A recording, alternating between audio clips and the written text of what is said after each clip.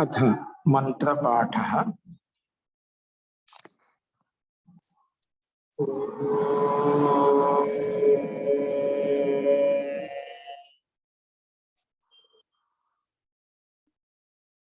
सहना भवतु सहनौ भुनक्तु सह वीर्यं करवावहै तेजस्विनावधीतमस्तु मा विद्विषावहै।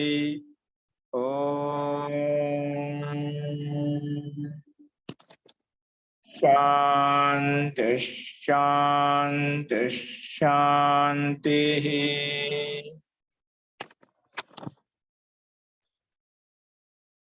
सर्वेभ्यो नमः। మనము న్యాయ దర్శనంలో రెండవ ఆహ్నికం సంపూర్ణంగా చెప్పుకున్నాము. ఈ రకంగా నిన్న న్యాయదర్శనంలో ఉండే 1వ అధ్యాయం పూర్తిగా కంప్లీట్ చేసుకున్నాము. అందులో ఈ రెండవ ఆహ్నికంలో చెప్పుకున్నామంటే మనకు 16 పదార్థాల్లో ఉన్నటువంటి తత్వాలు ఏవైతే ఉన్నాయో అవి రెండవ ఆహ్నికంలో వాదము, జల్పము, వితండ ముఖ్యంగా అవి చెప్పుకున్నాము. తర్వాత జల్ప వితండ తర్వాత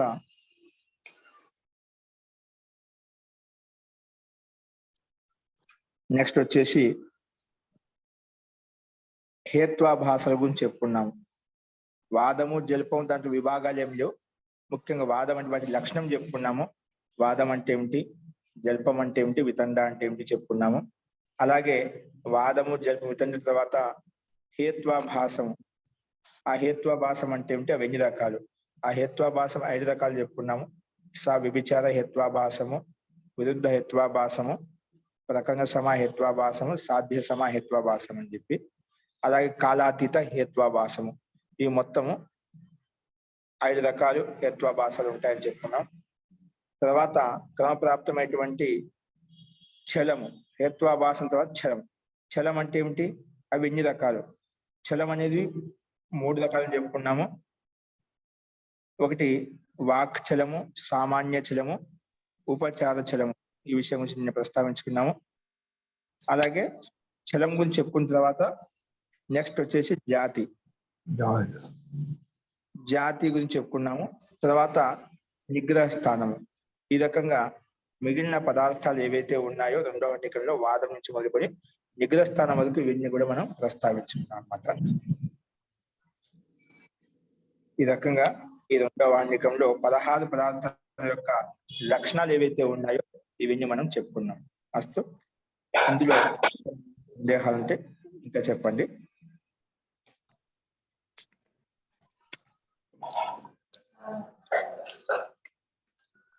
సందేహాలు ఉన్నాయా?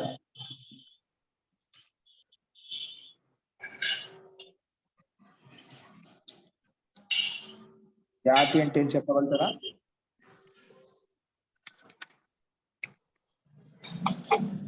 జాతి అంటే ఏమిటి?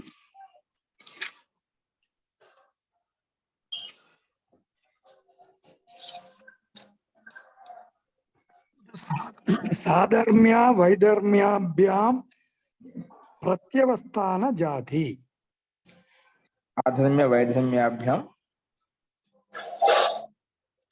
ప్రత్యవస్థానం.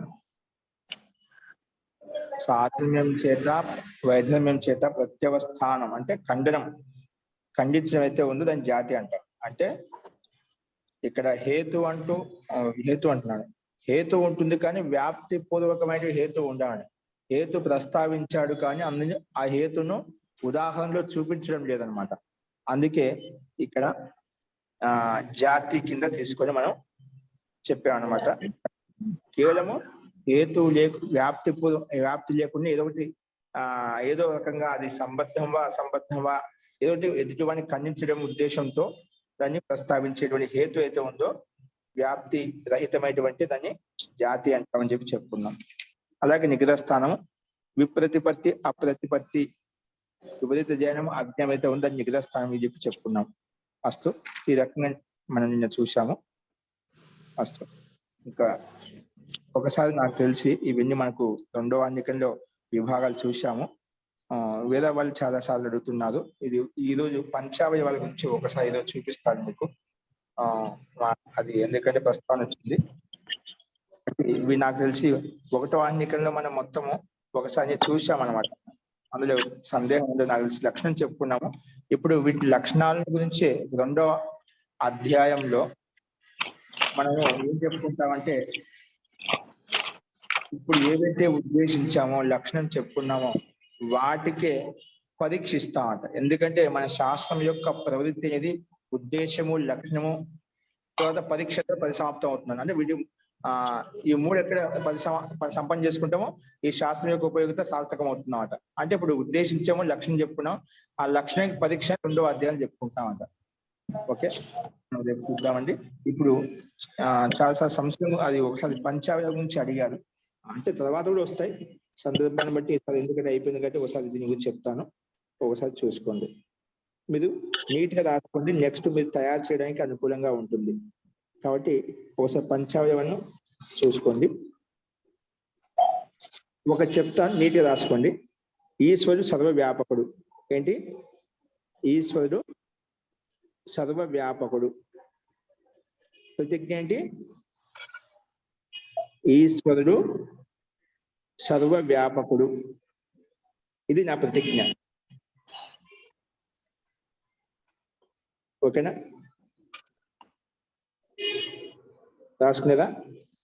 కారణం ఏంటి? హేతు ఏంటి?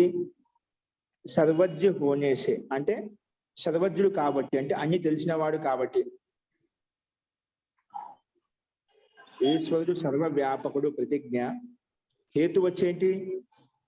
సర్వజ్ఞుడు కాబట్టి, అంటే సర్వజ్ఞత కలిగి ఉన్నాడు కాబట్టి, అంటే అన్ని జ్ఞానం అతనికి తెలుసు. మూడు లోకాల జ్ఞానం అంతా కూడా, ఆ మూడు కాలాల్లో యొక్క జ్ఞానం కూడా అతనికి పూర్తిగా తెలుసు అన్నమాట.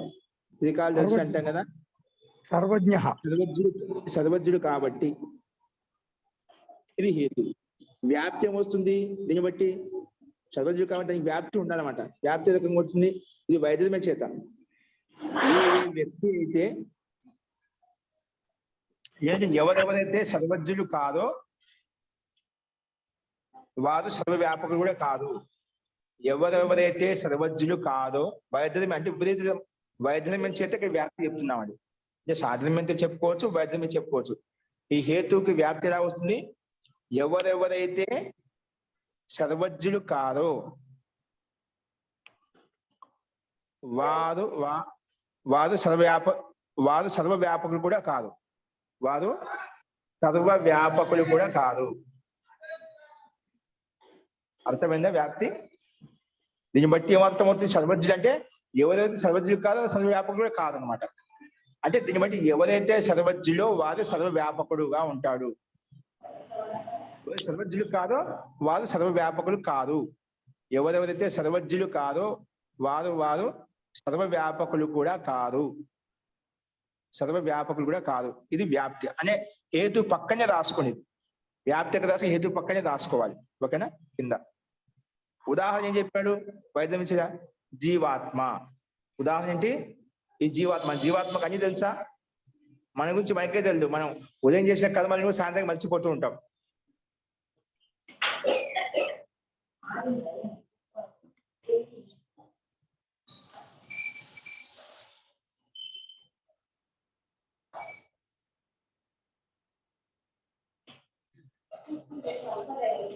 ఉదాహరణ ఇచ్చారు జీవాత్మ అని చెప్పి చెప్తున్నమాట. ఉదాహరణ ఉన్నాయి, జీవాత్మ అని ఉంది. ఎందుకంటే జీవాత్మ అన్ని తెలియవు అన్నమాట, అన్ని జ్ఞానాల గురించి తెలియదు అన్నమాట. తన జ్ఞానం గురించి తనకే తెలియదు. కాబట్టి ఉదాహరణ ఏం ప్రస్తావించదు? జీవాత్మ. ఉదాహరణ ఏంటి?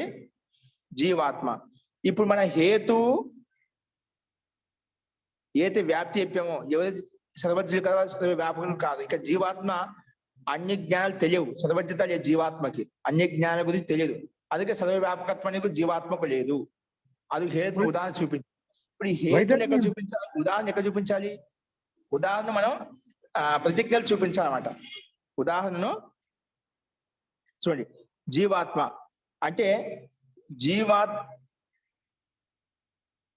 జీవాత్మ సర్వవ్యాపకత్వం అనేది లేదన్నమాట. హేతులు చూపించాలి మనం. జీవాత్మ అంటే సర్వజ్ఞత అనేది ఏ విధంగా అయితే ప్రతిజ్ఞలో ఈశ్వరుడు సర్వవ్యాపకుడో అలాంటి సర్వవ్యాపకత్వం జీవాత్మ లేదు. అది మన ప్రత్యక్ష అనుభూతి, ప్రత్యక్ష అనుభవం కూడా. ఓకేనా? అందుకే ఉదాహరణ అది చెప్పారు. ఉపనయనం ఏమవుతుంది? జీవాత్మకే సమానంగానే, అంటే జీవాత్మ ఏ విధంగా అయితే సర్వజ్ఞత లేదో, జీవాత్మకు ఏ విధంగా అయితే సర్వజ్ఞత లేదో ఉపనయనం అండి. ఉదాహరణ కేవలం జీవాత్మ. ఉపనయనం చెప్తాం ఏ విధంగా అయితే జీవాత్మ ఏ విధంగా అయితే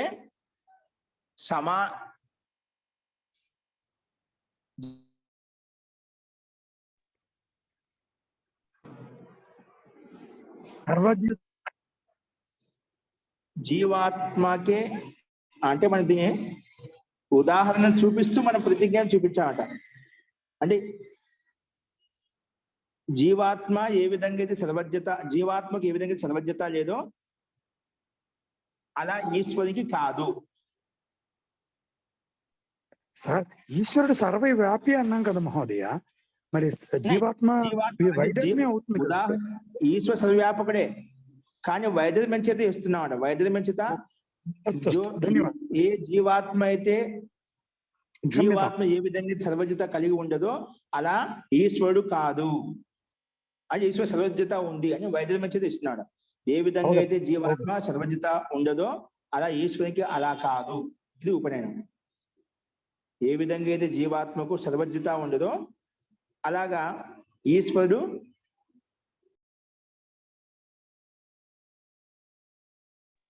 అవగతం మహోదయ.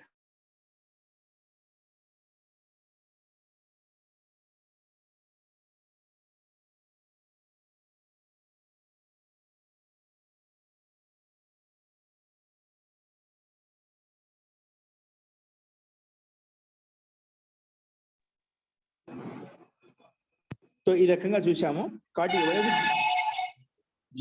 ఏ విధంగా జీవాత్మ సర్వజ్ఞత కాదో అలాగే ఈశ్వరుడు కాడు. ఓకే,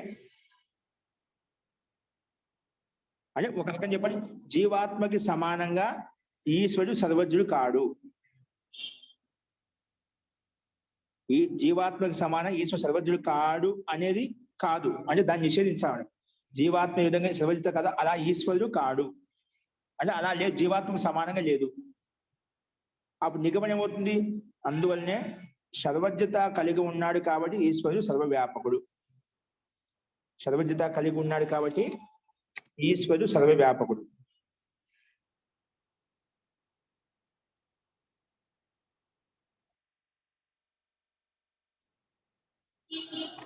ఇది వచ్చేసింది అర్థమైంది మీకు మహోదయ? ఏ రాశారు? ఈశ్వరుడు సర్వవ్యాపి, హేతు సర్వజ్ఞ.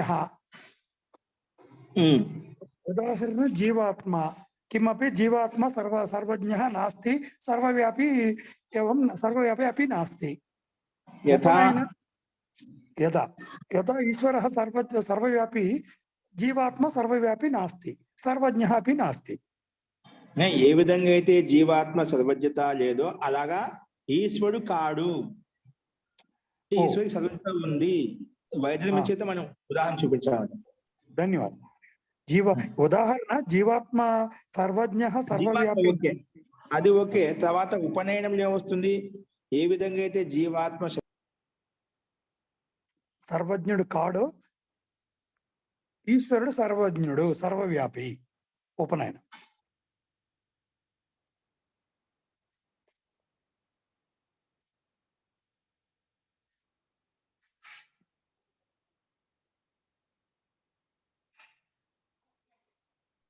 నిగమనం ఏమొస్తుంది? ఉదాహరణ చూపిస్తూ ప్రతిజ్ఞ చెప్పాలన్నమాట. అందుకే ఏ విధంగా జీవాత్మ సర్వజ్ఞత లేదో అలాగే ఈశ్వరుడు కాడు అంటే ఈశ్వరుడు సర్వజ్ఞత ఉంది అని చెప్పి చెప్పుకుంటాం అన్నమాట. ఓకేనా? అస్తు. నిగమనం ఏమవుతుంది అప్పుడు? ఈశ్వరుడు సర్వజ్ఞుడు సర్వవ్యాపి కాబట్టి ఈశ్వరుడు కూడా సర్వవ్యాపకుడు అని చెప్పి మనం చెప్పుకుంటాం. చూడు, దీని ఇంకోటి చెప్పుకోవచ్చు. ఇంకొక ప్రతిజ్ఞ చూడండి. ఈశ్వరుడు సర్వాధారుడు అంటే ఆధారభూతమైనటువంటి వాడు. ఈశ్వరుడు సర్వాధారుడు. నెక్స్ట్ పంచమయం ఏంటి? ఈశ్వరుడు సర్వాధారుడు అంటే అందరికీ ఆధారభూతమైనటువంటి వాడు అని అర్థం. ఇది ప్రతిజ్ఞ. ఈశ్వరుడు సర్వాధారుడు. హేతు ఏంటి? సర్వశక్తిమంతుడు కాబట్టి. సర్వశక్తివంతుడు కాబట్టి. ఎందుకంటే లోకం చూస్తాం, ఎవరికి అందరికి ఆధారభూతమైనటువంటి వాడు ఎవరైతే ఉన్నదో అందరికి ఆధారంగా ఉన్నాడంటే అందులో సర్వశక్తి ఉంటుంది. సర్వశక్తి సంపన్నుడే అందరికి ఆధారంగా ఉండగలుగుతామట. అందుకే హేతు ఏం చెప్పాము? సర్వశక్తిమంతుడు కాబట్టి. ఏంటి హేతు? అని సర్వశక్తిమంతుడు కాబట్టి. దీన్ని బట్టి వ్యాప్తి ఏమొస్తుంది? ఎవరెవరైతే అల్పశక్తివంతులో వాళ్ళు సర్వ ఆధారాలు కాదనమాట. అంటే ఎవరైతే శక్తి సంపన్నులో వాళ్ళు సర్వాధారులు అవుతారు. అదే వ్యాప్తి వచ్చేది. ఎవరైతే శక్తివంతులు కాదో, సర్వశక్తివంతులు కాదో వాళ్ళు సర్వాధారులు కూడా కాదు. వ్యాప్తి అనమాట. ఎవరెవరైతే సర్వశక్తిమంతులు కాదో వాళ్ళు సర్వాధారులు కూడా కాదు. ఇది వ్యాప్తి. ఉదాహరణ అంటే ఏమిటి? ఉదాహరణ మనిషి, ఈ సమాజంలో మనుషులు, లేదా పృథివ్యాధి పంచభూతాలు. పృథివ్యాధి పంచభూతాలు ఇవన్నీ మనుషులకు సర్వశక్తిమంతాలే అండి. సంపూర్ణ శక్తి ఆ ఆంశిక రూపంలో ఉంది. సామాన్య శక్తి అయితే ఉంది, శక్తి లేని కాదు. కానీ సర్వశక్తిమత్త అనేది లేదనమాట. అంటే అంత శక్తి లేదు. అందరికీ ఆధారభూతం. ఏదో ఒక కుటుంబానికి ఆధారంగా ఉంటాము కానీ అన్ని కుటుంబాలకు ఆధారంగా ఉండలేమట. అందరికీ ఆధారభూత శక్తి సామర్థ్యం మనలో ఉండదన్నమాట. అందుకే మనుషులకు ఆ శక్తి లేదు. పృథివ్యాధి భూతాలు కూడా ఒక్కటికి కూడా ఒక ఓన్లీ పృథివీ భూత మహాభూతం కావచ్చు, జల మహాభూతం కావచ్చు, ఆకాశ మహాభూతం కావచ్చు, ఇవన్నీ కూడా అన్ని కలిస్తే కొంచెం ఒక సృష్టి బ్రహ్మాండం తయారైంది. కానీ ఇవన్నీ కలిసి కూడా సర్వశక్తిమంతమే కాదనమాట. ఇవి కూడా ఒకదాని మీద డిపెండ్ అయి ఉన్నాయి. ఇవన్నీ కూడా ఒక కర్త మీద డిపెండ్ అయి ఉన్నాయన్నమాట. కాబట్టి ఈ మనుషులు తీసుకొని పృథివ్యాధి ఇవన్నీ ఏ రకంగా అయితే సర్వశక్తిమంతం లేదు కాబట్టి ఈ సర్వశక్తివంత మనుషులు కానీ ఈ పృథివ్యాధి పంచభూతాలు కానీ సర్వశక్తివంతమైన కావు. కాబట్టి కావో అలాగా ఈశ్వరుడు కాదు. ఈశ్వరుడు సర్వశక్తిమంతుడు. ఈశ్వరుడు సర్వశక్తిమంతుడు కాబట్టి మనము ఇది ఈ రకం ఉదాహరణ తీసుకున్నాం. ఉపనయనం చేస్తాము. ఏ విధంగా అయితే మనుషులు సర్వశక్తివంతులు కాదో ఇక్కడ వైద్యుల నుంచి చెప్తున్నాం. ఏ విధంగా అయితే ఈశ్వరుడు సర్వశక్తిమంతుడు కాడు, క్షమ్యత మనుషులు సర్వశక్తిమంతుడు కాదు, అలాగా ఈశ్వరుడు కాదు. అలాగా ఏ విధంగా మనుషులు పృథివీ పంచభూతాలకు సమానంగా ఈశ్వరుడు అల్పశక్తివంతుడు కాడు. ఈశ్వరుడు అలా కాదు. ఈశ్వరుడు అలా కాదు. అప్పుడు నిగమనం ఏమవుతుంది? అందువల్ల సర్వశక్తిమంతుడు కాబట్టి ఈశ్వరుడు సర్వాధారుడు, అందరికి ఆధారభూతమైన వాడు.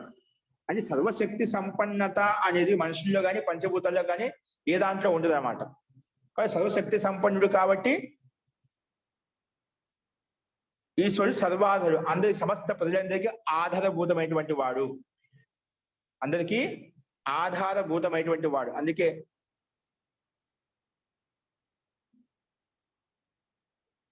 ఇప్పుడు మన గాయత్రి మంత్రంలో ఓం అంటే సర్వరక్షకుడు, భూర్ అంటే జీవనాధారుడు, సమస్త జీవులకందరికీ ఆధారభూతమైన వాడు అని చెప్పి చెప్పుకుంటామట.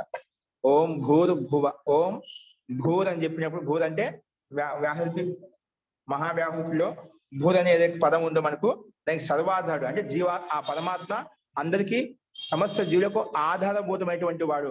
అలాంటి ఆధారభూతమైన శక్తి మత్త అనేది సర్వశక్తి మత్త అనేది జీవాత్మ కానీ ఓన్లీ పంచభూతాలు కానీ అది ఎప్పుడు సంభవించదు. కాబట్టి సర్వశక్తి మంతుడు కాబట్టి సర్వాధారుడు అని చెప్పి మనం ఈ రకంగా పంచాలని ప్రస్తావించుకోవచ్చు.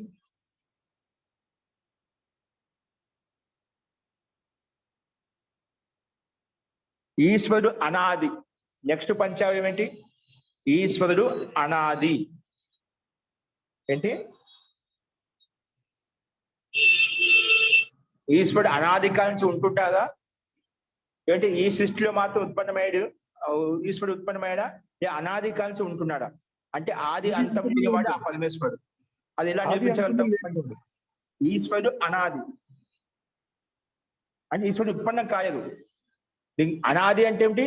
ఇప్పుడు ఏ విధంగా అయితే మనుషులు ఉత్పన్నమవుతున్నామో, బ్రహ్మాండం ఉత్పన్నమవుతుందో, పంచభూతాలు ఉత్పన్నమవుతుంది, ఇవన్నీ ఎలాగా ఉత్పన్నమవుతుందో అలాగే ఈశ్వరుడు ఉత్పన్నం కాలేదు. ఈశ్వరుడు అనాది, ఆది అంతము లేనివాడు. ఈశ్వరుడు ఉత్పన్నం కానివాడు. ఓకే, ఇది ప్రతిజ్ఞామడ. ఈశ్వరుడు అనాది అంటే ఆది అంతము లేనివాడు. ఓకేనా? లేనివాడు. ఉదాహరణ హేతు ఏం చెప్పుకోవచ్చు? ఈశ్వరి ఉత్పత్తి, ఈశ్వరునికి 3 కారణాలు లేవు కాబట్టి, ఈశ్వరునికి నిమిత్త కారణం, ఉపాదాన కారణము, సాధన కారణం లేవు కాబట్టి, ఈశ్వరునికి ఉత్పత్తి కారణాలు లేవు. దాని ఈ రకంగా చెప్పవచ్చు, ఈశ్వరునికి ఉత్పత్తి కారణాలు లేవు కాబట్టి, అంటే ఈశ్వరుడు ఉత్పన్నమయ్యాడు అనే దానికి కారణాలు లేవు అన్నమాట. ఈశ్వరుడు ఉత్పన్నమయ్యాడు అనే దానికి కారణాలు లేవు కాబట్టి.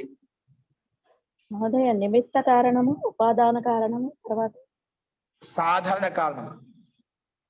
సాధన. అది అంటే ఏదైనా ఒక వస్తువు ఉత్పన్నమైందని ఖచ్చితంగా నిమిత్త కారణం ఉంటుంది, ఉపాదాన కారణం ఉంటుంది, సాధారణ కారణం ఉంటుంది అన్నమాట. ఒక కుండ విషయం తీసుకుంటాం. కుంభకారుడు కుండాన్ని తయారు చేసేటప్పుడు నిమిత్త కారణము, సాధన కారణము ఇవన్నీ ఉంటాయి, ఉపాదాన కారణం ఉంటాయి అన్నమాట. ఇవన్నీ లేవన్నమాట. ఈశ్వరుడు ఉత్పన్నమయ్యాడు, ఏదైనా ఒక వస్తువు ఉత్పన్నమైతే ఖచ్చితంగా ఈ 3 ఉంటాయి. అదే ఈ 3 కారణాలు లేవు అన్నమాట. ఈ 3 కారణాలు లేవు. అందుకే ఈశ్వరుడికి ఉత్పత్తి కారణాలు లేవు కాబట్టి, ఏవి అంటే బ్రాకెట్ రాసుకోవచ్చు. నిమిత్త కారణము, ఉపాదాన కారణము, సాధారణ కారణము ఇవి లేవు కాబట్టి.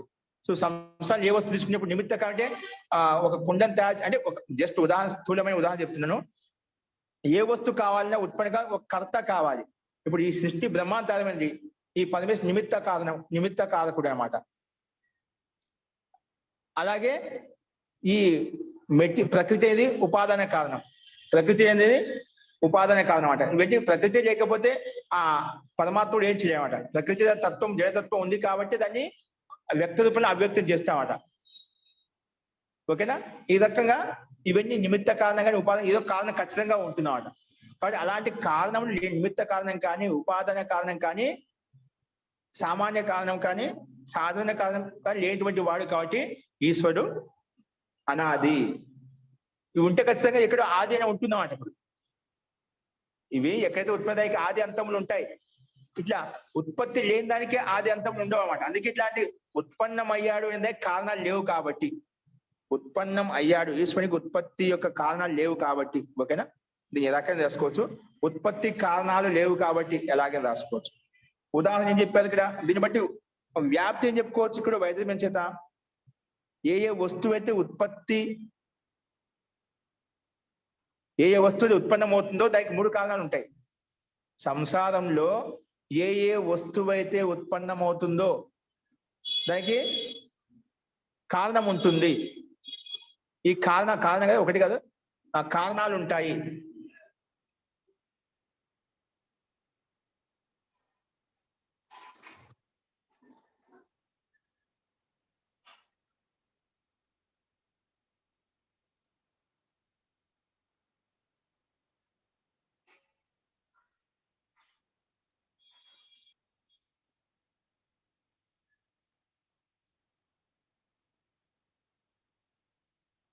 అయితే ఏ వస్తువుకైతే ఉత్పత్తి కారణాలు లేవో, సంసారం ఏ వస్తువుకైతే ఉత్పత్తి సంసారం చెప్పకూడదు, సంసారం ఏ వస్తువు అయితే ఉత్పన్నమవుతుందో దానికి 3 కారణాలు ఉంటాయి. అలాగా ఈశ్వరునికి ఉత్పత్తి కారణాలు లేవు అంటే ఒక వ్యాప్తి అని చెప్పినాం. ఏ వస్తువు ఉత్పత్తి కారణాలు ఉంటాయో అది అనాది అన్నమాట. అంటే అనుత్పత్తి ధర్మమైంది, ఉత్పత్తి ధర్మమైంది. అనాది చెప్పదు, ఏ వస్తువు ఉత్పన్నమవుతుందో 3 కారణాలు ఉంటే అది ఉత్పత్తి ధర్మమే అయిందన్నమాట. ఉత్పన్న యుక్తమైంది. దీన్ని బట్టి ఏమవుతుంది? ఏ వస్తువు ఉత్పన్నం కాలేదో అది అనాది అవుతుంది. ఏ వస్తువు ఉత్పన్నం కాలేదో అది అనాది పదార్థము. ఏ వస్తువు ఉత్పన్నం కాలేదో అది అనాది వస్తువు. ఏ వస్తువు ఉత్పన్నం అవుతుందో అది ఉత్పత్తి ధర్మంతో యుక్తమైంది.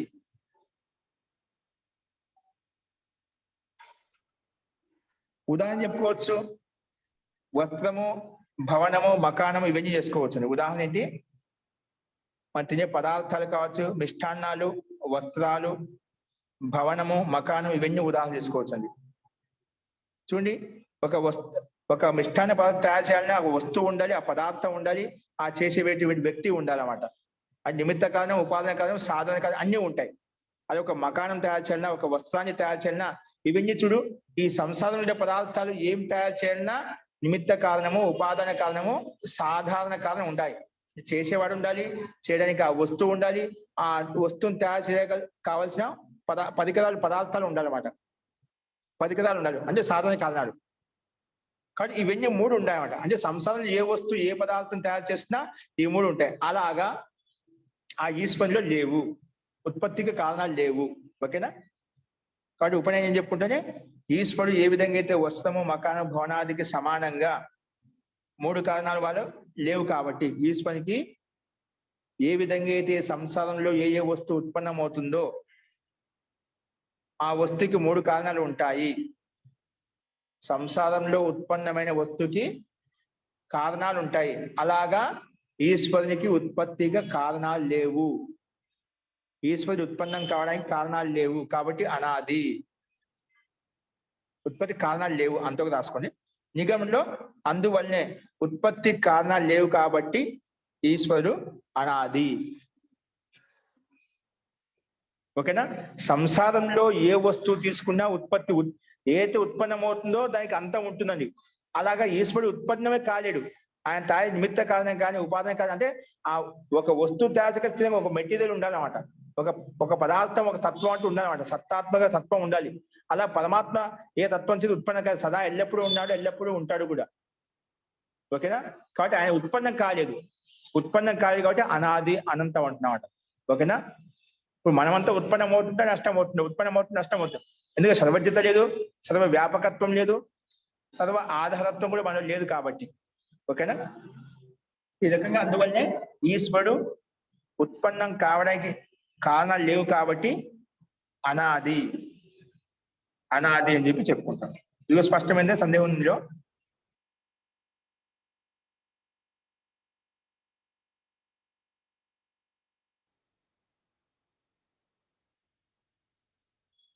జీ అర్థమైందా? ఈ పంచ స్పష్టమైందా? అవగతం మహోదయ, అవగతం. ఈశ్వరుడు నిర్వికారుడు అనే విషయం చెప్పాను. ఈశ్వరుడు ఆకారం లేనివంటి వాడు. ఏం చెప్పుకున్నాం? ప్రతిజ్ఞ. ఇంకోటి ఈశ్వరుడు నిర్వికారుడు, శరీరధారి కాడు కాబట్టి. శరీరధారి కాదు కాబట్టి. వ్యాప్తి చెప్పచ్చు. ఎవరెవరు శరీరాన్ని ధరిస్తారో వారు వికారయుక్తంగా ఉంటారు. ఎవరెవరు శరీరం ధరిస్తారో వారు వికారయుక్తంగా ఉంటారు. ఉదాహరణ జీవాత్మ. జీవాత్మ జీవాత్మ శరీరం ధరిస్తుంది కదా. అవును. మరి కానీ వికారయుక్తంగా ఉంటారు కదా, అందుకే వికారయుక్తంగా ఉంటాడు. అస్తు శుభం. సో ఎవరైతే శరీరం ధరిస్తారో వాళ్ళు వికారయుక్తంగా, జీవాత్మ శరీరం ధరిస్తుంది కాబట్టి మనకు క్షణక్షణంలో శరీరంలో పరిణామం చెందుతూ ఉంటుంది, పరివర్తన చెందుతూ ఉంటుందట. బాల్యావస్థ, వృద్ధావస్థ పరిణామాన్ని వికృతిని పొందుతూ ఉంటుందన్నమాట. బట్ ఎవరెవరైతే శరీరం ధరిస్తారో వాళ్ళు వికారాన్ని పొందుతారు. దీన్ని బట్టి మీరు కూడా ఏం చెప్పుకోవచ్చు? ఈశ్వరుడు అనాది, మూర్త స్వరూపుడు కాడని చెప్పి తెలిసిపోతుందా? మూర్త స్వరూపుడు కాడు, విగ్రహ స్వరూపుడు కాడు. ఓకేనా? ఇంకా ఆకారం ఎవరికైతే ఉంటుందో వాళ్ళు ఈశ్వరుడు కాదు, వాళ్ళు దేవతలు కావచ్చు. దేవతలకి ఈశ్వరులకు చాలా తేడా ఉంది. దేవతలు అంటే ఐశ్వర్యవంతులు, జ్ఞానవంతులు, బ్రహ్మ సాక్షాత్ ఆత్మ సాక్షాత్కారం చేసుకున్న మహాన్ పురుషులు అన్నమాట. వాళ్ళని దేవతలు అంటాం. దివు ఐశ్వర్య ధాతువు చేత దేవత శబ్దం తయారవుతుందన్నమాట. కాబట్టి వీళ్ళంత ఐశ్వర్యం గొప్ప వాళ్ళు. వాళ్ళ అంటే మనకు ఒక ఆత్మ సాక్షాత్కారాన్ని చేయించడం, పరమాత్మ సాక్ష్యం చేయించే సామర్థ్యం, ఆ యోగ్యత ఆ గురువులకే ఉంటుంది అన్నమాట, ఆ దేవతలకే ఉంటుంది. ఎందుకంటే అంతా ఆ ముక్తి యొక్క ఆనందాన్ని పొందుతున్నారు అనమాట. మోక్షని పొందిన వాళ్ళు, బ్రహ్మ సాక్షాత్ చేసుకునే వాళ్ళు అని దేవతలు అంటామన్నమాట. కాబట్టి ఎందుకంటే మనం ప్రత్యక్షంగా చూసుకున్నాం. ఎందుకంటే ఈశ్వరుడికి అవతారాలు ఎత్తాల్సిన అవసరం లేదు. చాలా మంది చెప్తారు, అంటే ఎందుకు, అది మన ప్రశంస మాత్రం. అంటే మనం వాటిలో ఈ ధర్మ మార్గంలో ఈ ఆ ఈశ్వరు యొక్క అస్తిత్వం, ఈశ్వరు యొక్క స్వరూపము తెలుసుకోవడం కోసం, మన యొక్క కర్తవ్యం తెలుసుకోవడం కోసం, మనలో సామర్థ్యాన్ని, మనలో ఉత్సాహాన్ని ప్రేరేపించడం కోసం దాన్ని అలాగా స్తుతి కోసం అలా చెప్తాం అన్నమాట. కాబట్టి వీళ్ళని దేవతలు, ఈశ్వరుడు మాత్రము ఎప్పుడు ఆకారము తీసుకోడు. అందుకే శరీరం దాన్ని చేయడం అన్నమాట. ఆయన సంకల్పం మాత్రం చేత ఏం కావాలి, ఒక దేవతలు మాత్రమే ముక్తాత్మ సంకల్పం మాత్రం చేత ఏం చేయాలంటే చేయగలుగుతా శక్తి సామర్థ్యం ఉంటున్నాడు. అంత శక్తి, అంత ఐశ్వర్యం అంతా ఈ ప్రకృతిని కూడా తారుమారు చేసేటువంటి శక్తి సామర్థ్యం కూడా ఆ జీవాత్మకు ఉంటుంది అన్నమాట. ఎప్పుడు ఈశ్వర సాక్షాత్తం చేసుకున్నప్పుడు అన్నమాట. కానీ పరమాత్మకు అలా చేయాల్సిన అవసరం లేదు. మనం సంకల్పం చేయొచ్చు, దేవతకు సంకల్పం చేయొచ్చు. నేను మళ్ళీ ఈ మనకు శ్రీకృష్ణుడు అంటే కదా, ఎప్పుడైతే అధర్మానికి నాశనం అవుతుందో నేను మళ్ళీ జన్మ ధరిస్తాను. శ్లోకం ఏంటి, ఎప్పుడైతే అధర్మానికి వృద్ధి అవుతుందో అప్పుడు సంభవామి యుగే యుగే అని చెప్పి శ్లోకం చెప్తాం కదా. అట్లాగా ఎప్పుడు అధర్మకు వృద్ధి అవుతుందో అప్పుడు అధర్మాన్ని నాశనం చేయడం కోసము ఆయన నేను మళ్ళీ జన్మ తీసుకొని మళ్ళీ పుట్టి ఈ అధర్మాన్ని నాశనం చేస్తాను, ధర్మానికి స్థాపన చేస్తాను. అలా చాలా మంది మహాపురుషులు, దేవతలు వీళ్ళంతా ఆ రకంగా చేయొచ్చు అన్నమాట. కాబట్టి వాళ్ళ దేవతల యొక్క సాన్నిధ్యం చేత మనకు బ్రహ్మ సాక్ష్యం కలుగుతుంది. మనకు ఆ సామర్థ్యం, కానీ ఆ దేవతల యొక్క స్తుతి ద్వారా, ప్రార్థన ద్వారా, వాళ్ళని స్తుతించడం ద్వారా, వాళ్ళ సాన్నిధ్యం ద్వారానే మనకు వాళ్ళు చెప్పిన మార్గం నడిచినప్పుడే మనకు నిజంగా ఆ నిర్వికారుడైనటువంటి అనుభవంతుడైనటువంటి ఆ పరమాత్మ తత్వాన్ని తెలుసుకోగలుగుతాం మనము. కాబట్టి ఆ దేవతల యొక్క సాన్నిధ్యం ఉండాలంటే వాళ్ళ స్తుతి, ప్రార్థన, ఉపాసన వాళ్ళ గురించి తెలియాలి, వాళ్ళ సత్తా అయినా తెలియాలి. మనం తెలియకపోతే మనం ఇది చేయలేమాట. కాబట్టి మన స్తుతి మాత్రమే మన ఈశ్వరునితో సంజయిస్తుంటాం. కాబట్టి ఈశ్వరులకు దేవతలకు చాలా తేడా ఉందన్నమాట. ఓకేనా. కానీ దేవతలంతా కూడా బ్రహ్మత్వాన్ని పొందిన వాళ్ళు, అంటే అందరినీ కాదు, ఆ యోగ్యత వాళ్ళు సంపన్నం చేసుకునే శక్తి సామర్థ్యం వాళ్ళు ఉందన్నమాట. అస్తు. సో నిర్వికారుడు కాబట్టి జీవాత్మని చెప్పిన ఉపనయనం ఏమవుతుంది వరలక్ష్మి గారు? ఉపనయనం వచ్చి ఈశ్వరుడు జీవాత్మకు సమానంగా శరీరాన్ని ధరించడు. ఈశ్వరుడు జీవాత్మకి సమానంగా ధరించడు. అందువల్లే శరీరధారి కాడు కాబట్టి నిర్వికారుడు. అందువల్లే శరీరధారి కాదు కాబట్టి ఈశ్వరుడు నిర్వికారుడు. ఎందుకంటే సుఖ దుఃఖాలు ఆయనతో ఉండేవాడు అనమాట. ఇక్కడ సుఖ దుఃఖాలు ఉంటే వాళ్ళు వికారం వచ్చేసినాయి. సుఖము దుఃఖం ఎక్కడ వచ్చినా అక్కడ వికారం వచ్చేసినామాట. మన దేవి దేవతలకు అంతా ఎంతమంది మన ఇతిహాసం చెప్పుకుంటున్నాం, ఎంతమంది బాధపడలేదు? అందరూ బాధపడి జన్మ తీసుకునే వాళ్ళు అందరూ బాధపడాల్సిందే. మన రాముడు, కృష్ణుడు అంతే వాడే చాలా వాళ్ళ ఇతిహాస పురాణాలు చదువుతున్నా ఇంకా చాలా కథలు ఉన్నాయన్నమాట. ఎంత బాధపడ్డారు, ఎంత రాక్షసుల వల్ల ఇంకా ఎన్ని రకాలుగా బాధపడ్డారు. జన్మ తీసుకుని ప్రతి ఒక్కరు బాధపడాల్సిందండి. అంటే ఖచ్చితంగా వికారం వస్తుంది. శరీర ధారణ ఎక్కడైతే ఉంటుందో అక్కడ ఖచ్చితంగా ఆ దుఃఖం, జన్మ అంటే దుఃఖం, ఖచ్చితంగా దుఃఖం వస్తుంది, సందేహం లేదు. అంటే తప్పించుకోలేమన్నమాట. అంటే వికృతి ఎక్కడైతే ఉంటుందో, పరివర్తనం ఎక్కడ ఉంటుందో, పరిణామం ఎక్కడైతే ఉంటుందో అక్కడ కష్ట సుఖాలు, సుఖ దుఃఖాలు సామాన్యంగా వస్తూ ఉంటాయి అన్నమాట. కాబట్టి వీటిని శరీరాన్ని ఎప్పుడైతే నష్టం చేసుకుంటే, దగ్ధ బీజభావం చేసుకుంటాం, అప్పుడే మనకు ముక్తి, ఆనందం, పరమాత్మ యొక్క ఆనందం కలుగుతుంది. ఓకేనా. వీళ్ళంతా మహాపురుషులంతా మనకు మనుషులకు కళ్యాణం కొరకు వస్తుంటారు. మనుషులకు కళ్యాణం చేయాలని, వాళ్ళని మంచి మార్గంలో వాళ్ళ ముక్తి యొక్క ఆనందాన్ని పెంపొందించడం కోసమే, ముక్తి యొక్క మార్గాన్ని తెలియచేయడం కోసమే మనకు ఈ రకంగా వాళ్ళు మళ్ళీ జన్మ తీసుకుంటూ మనకు ప్రేరేపిస్తూ ఉంటారు అన్నమాట. ఆ రకంగా మళ్ళీ సంకల్పం చేత జన్మ తీసుకుని లోక కళ్యాణం కోసం వాళ్ళ ముక్తి యొక్క సుఖాన్ని, ఆ నిత్య ఆనందం యొక్క సుఖాన్ని కూడా వదులుకొని మన జీవాత్మ కళ్యాణం కోసం, అంటే మనుషుల యొక్క కళ్యాణం కోసం వాళ్ళు మళ్ళీ వస్తూ ఉంటారు అన్నమాట.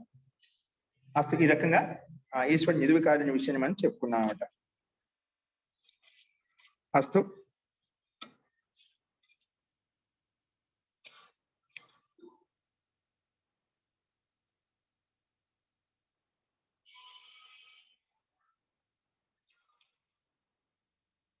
నెక్స్ట్ ఒక చూడండి, ఈశ్వరుడు న్యాయకారినా? ఈశ్వరుడు న్యాయం చేస్తాడా? ఈశ్వరుడు న్యాయకారి దయాలువా? రెండు గుణాలు ఒకేసారి ఉండొచ్చా? నెక్స్ట్ ప్రతిజ్ఞ రాసుకుని, ప్రతిజ్ఞ ఈశ్వరుడు న్యాయకారి. ఈశ్వరుడు చాలా మంది కష్టాలు దుఃఖాలు వచ్చినప్పుడు అన్ని కష్టాలు ఈశ్వరుడు నాకు తీసుకొచ్చి పెట్టా మనం ఈశ్వరుని తిట్టుకుంటాం మనం. ఈశ్వరుడు ఏంటండి, లోకంలోని కష్టాలు దుఃఖాలు నా నెత్తి మీద వేసేసాడు, మొత్తం నేను అన్ని కష్టాలు నాకే వచ్చాయని బాధపడుతుంటాం, తిట్టుకుంటూ ఉంటామంట. అసలు ఈశ్వరుడు న్యాయం చేస్తా లేదా చూద్దాం. ప్రతిజ్ఞ అంటే ఈశ్వరుడు న్యాయకారినా? న్యాయం ఎవరు చేయగలుగుతారు? ఈశ్వరుడు న్యాయకారి. ప్రతిజ్ఞ ఈశ్వరుడు న్యాయకారి. కారణం ఏంటి? అతనిలో రాగద్వేష మోహాలు లేవు కాబట్టి. అతనిలో రాగద్వేష మోహాలు లేవు కాబట్టి. దీన్ని బట్టి ఏమవుతుంది?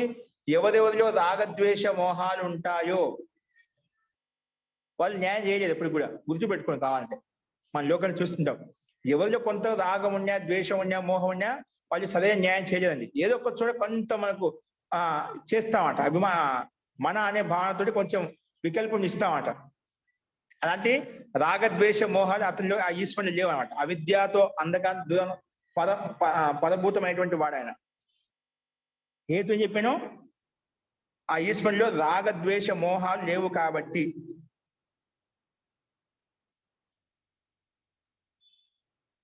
దీన్ని బట్టి ఏమవుతుంది? ఎవరైతే రాగద్వేషాలు ఉంటాయో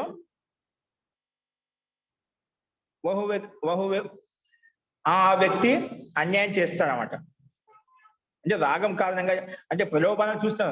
రాగమున్నా అతి రాగమున్నా అతని పట్ల మనం తప్పు చేసినదని ఆ రాగం ఉంది కాబట్టి దానికి మనం సరే న్యాయం చేయలేము. ద్వేషం ఉన్నా విదిత భావంతో అప్పుడు న్యాయం చేయలేమన్నమాట. ద్వేషభావంతో మనం ఏదో శిక్ష ఎక్కువ దాన్ని చేస్తాం. మోహం అంటే అజ్ఞాన అంధకారంలో కూడా అప్పుడు సరైన న్యాయం చేయలేమన్నమాట. కాబట్టి ఇక్కడ దీన్ని బట్టి వ్యాప్తి అవుతుంటే ఏ వ్యక్తులు అయితే రాగద్వేషాలు ఉంటాయో ఆ వ్యక్తి అన్యాయం చేస్తాడు. దీన్ని బట్టి ఎవరైతే రాగద్వేషాలు వాళ్ళు అన్యాయం చేయరు. ఓకేనా? ఉదాహరణ చెప్పుకోవచ్చు. ఒక వ్యక్తి రాగద్వేష మోహ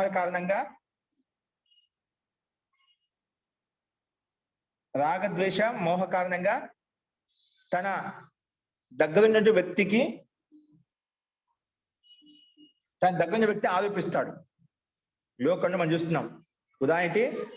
ఎందుకంటే లోకంలో వ్యక్తి తన ప్రతికూలమైన వ్యక్తి పట్ల ఆరోపిస్తాడు కాబట్టి. రాగద్వేష కారణముల చేత వేరే వ్యక్తి మీద ఆరోపిస్తాడు కాబట్టి, అన్యాయం చేస్తాడు కాబట్టి. అంటే సంసారంలో మనం చూస్తున్నామంట, సంసారంలో ఏ వ్యక్తి ఉన్నా రాగద్వేష కామనలతో యుక్తమై ఉంటాడు కాబట్టి సరే న్యాయం చేయలేడు అన్నమాట. అంటే భయంతో కావచ్చు, రాగంతో కావచ్చు, ద్వేషంతో కావచ్చు, ఏదో మొత్తానికైతే దాన్ని న్యాయం చేయలేడు అన్నమాట. ఏదో అన్యాయం చేస్తాడు. అంటే రాగయుక్తంగా అయినప్పుడు తప్పు చేసిన దాన్ని క్షమించేస్తాడు, ద్వేషయుక్తంగా ఉన్నప్పుడు తప్పు చేయకపోయినా ఎక్కువ శిక్షిస్తాడు. అజ్ఞాన అంధకారం అంటే కూడా అప్పుడు సరైన న్యాయం కూడా ఇవ్వకుండా అతను శిక్షించబడతామట.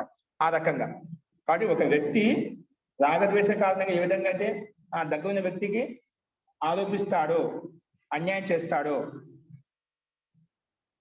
చేస్తాడు కాబట్టి. ఓకేనా? ఇది తీసుకోవచ్చు.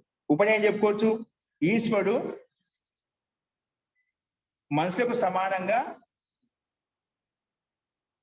ఆ ఈశ్వరికి మనుషులకు సమానంగా రాగద్వేషాలు లేవు.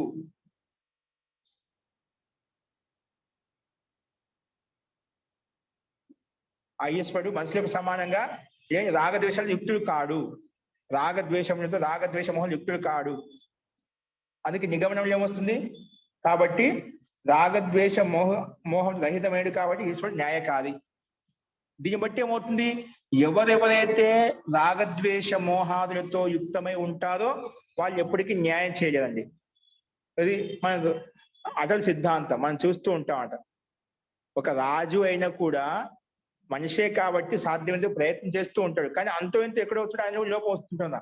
రాగద్వేషం ఒక రాజాకు ఉండకపోవచ్చు, కానీ ఒక భయానికి ఒత్తిడికి లోనైపోయి కూడా మనం శిక్షిస్తూ ఉంటాం. మనం ఇప్పుడు రాజ్యాంగంలో మనం మన దేశంలో చూస్తున్న ప్రభుత్వం ఒక్కో చోట ఒక ప్రభుత్వం ఒక రకంగా ఉంది, కానీ అందరి దగ్గర న్యాయ వ్యవస్థ ఒక రకంగా లేదు.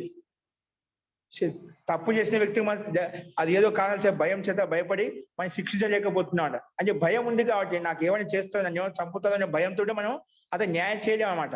ఒక అధికారంలో ఉన్న వ్యక్తి ఏమైనా మనం అన్యాయంగా ఏమైనా చేసాము, శిక్షించామనుకుని తప్పు చేసిన వ్యక్తిని మనల్ని ఏమైనా చేస్తాడో అంటే భయం ఉంటుందన్నమాట. అలాగే భయం, ఎవరికైతే భయం ఉంటుందో, రాగం ఉంటుందో, ద్వేషం ఉంటుందో, అజ్ఞానం ఉంటుందో అటువంటి వ్యక్తి ఎప్పుడు న్యాయం చేయండి. అందుకే చాలా మంది ఇప్పుడు నేతలు చూస్తుంటే ఎందుకు క్షమించేస్తుంటే ఇటువంటి ఉంటాయి కాబట్టి, లోపల కొంచెం రాజకీయాలు ఉంటాయి కాబట్టి వాళ్ళు ఏం చేయలేకుండా పోతుంటామాట. నిజంగా అటువంటి ఎవరికి ఎటువంటి కామన లేదు, రాగం లేదు, ద్వేషం, ఈర్ష్య లేదు, అతని వ్యక్తి బాగా ఒక సరైన మార్గంలో దేశాన్ని కానీ ముందు తీసుకెళ్తాడు, ఏ విషయాన్ని ముందు తీసుకెళ్తాడు అనమాట. కాబట్టి న్యాయకారి వ్యవస్థ మనకు స్పష్టమైంది కదా. మరి దయాలు అంటారు కదా ఈశ్వరుని, దయాలు న్యాయకారి గుణాలు రెండు ఒకే చోట ఉంటాయా? దయామయుడు, దయా అంటే అన్ని క్షమించేస్తాడు. చాలా మంది ఈ రోజుల్లో అది క్రిస్టియన్స్ కావచ్చు, మన హిందువులు కావచ్చు, చాలా మంది ఈశ్వరుడు క్షమించేస్తాడు, పాపాన్ని నష్టం చేస్తాడు. ఎక్కువ ముఖ్యంగా చాలా మంది రకరకాలు చెప్తుంటామట, అన్ని ఏం చేసినా పాపాలు క్షమించేస్తాడు అని చెప్పి చెప్తుంటాడు. చాలా మంది ఆ మందిరాల్లో, మస్జిదుల్లో, ఆ చర్చిలలో, మన హిందూ దేవాలయాలు అన్ని చోట్ల చెప్తూ ఉంటామట ఈశ్వరుడు పాపాలు క్షమించేస్తాడని చెప్పి. ఎందుకు? దయామయుడు కాబట్టి. ఇది కరెక్టేనా? క్షమించేస్తాడా పాపాలను? అందుకే చాలా మంది అధర్మమైన కర్మలు అన్యాయంగా అన్ని సంపాదించుకుంటారు, రాత్రికి వచ్చి పరమాత్మ దగ్గరికి వెళ్ళి ఆ దండం పెట్టుకోవడము, ఆ ఉండిలో ఏదైనా నైవేద్యం ఇచ్చి రావడము, ఆ ఉండిలో దాని దక్షిణ ఇచ్చి రావడం అన్నమాట. కాబట్టి ఆడికి పాప తొలగిపోతున్నమాట. మీరు ఏమైనా చేయండి, రాత్రికి వచ్చేసి ఈ చర్చికి కానీ, గుడికి కానీ, గోపురానికి కానీ, లేదంటే మస్జిద్ కానీ వచ్చేస్తే అన్ని తొలగిపోతాయి అని కొంతమంది అలా చెప్తూ వస్తున్నారు. అది ఎందుకు? కనీసం ఆ రకంగా వచ్చామంటే అది ఒక ప్రేరణ కోసం. వాస్తవంగా చేసిన తప్పులు ఎప్పుడు కూడా క్షమించబడవు. దయామయుడు అంటే ఏమిటంటే పరమాత్మ, ఆయన నువ్వు చేసిన తప్పుకి సరైన ఎంత శిక్ష ఇవ్వాలో అంతే ఇచ్చేసి నీకు మళ్ళీ తప్పు చేయకుండా ఆయన నీకు శిక్షిస్తున్నాడు, దండిస్తున్నామట. అదే వాళ్ళ దయాగుణం అట. అదే మళ్ళీ నీకు ఆ తప్పు సరిదిద్దుకున్న తర్వాత మళ్ళీ నీకు అవకాశం ఇస్తున్నావు మన పైకి దానికి. దయామయత్వం అలా తీసుకోవాలి. దయామయత్వం అంటే నువ్వు చేసిన తప్పులు కదా, ఈసారి క్షమించేస్తాను అని చెప్పి అలా క్షమించడం అంట.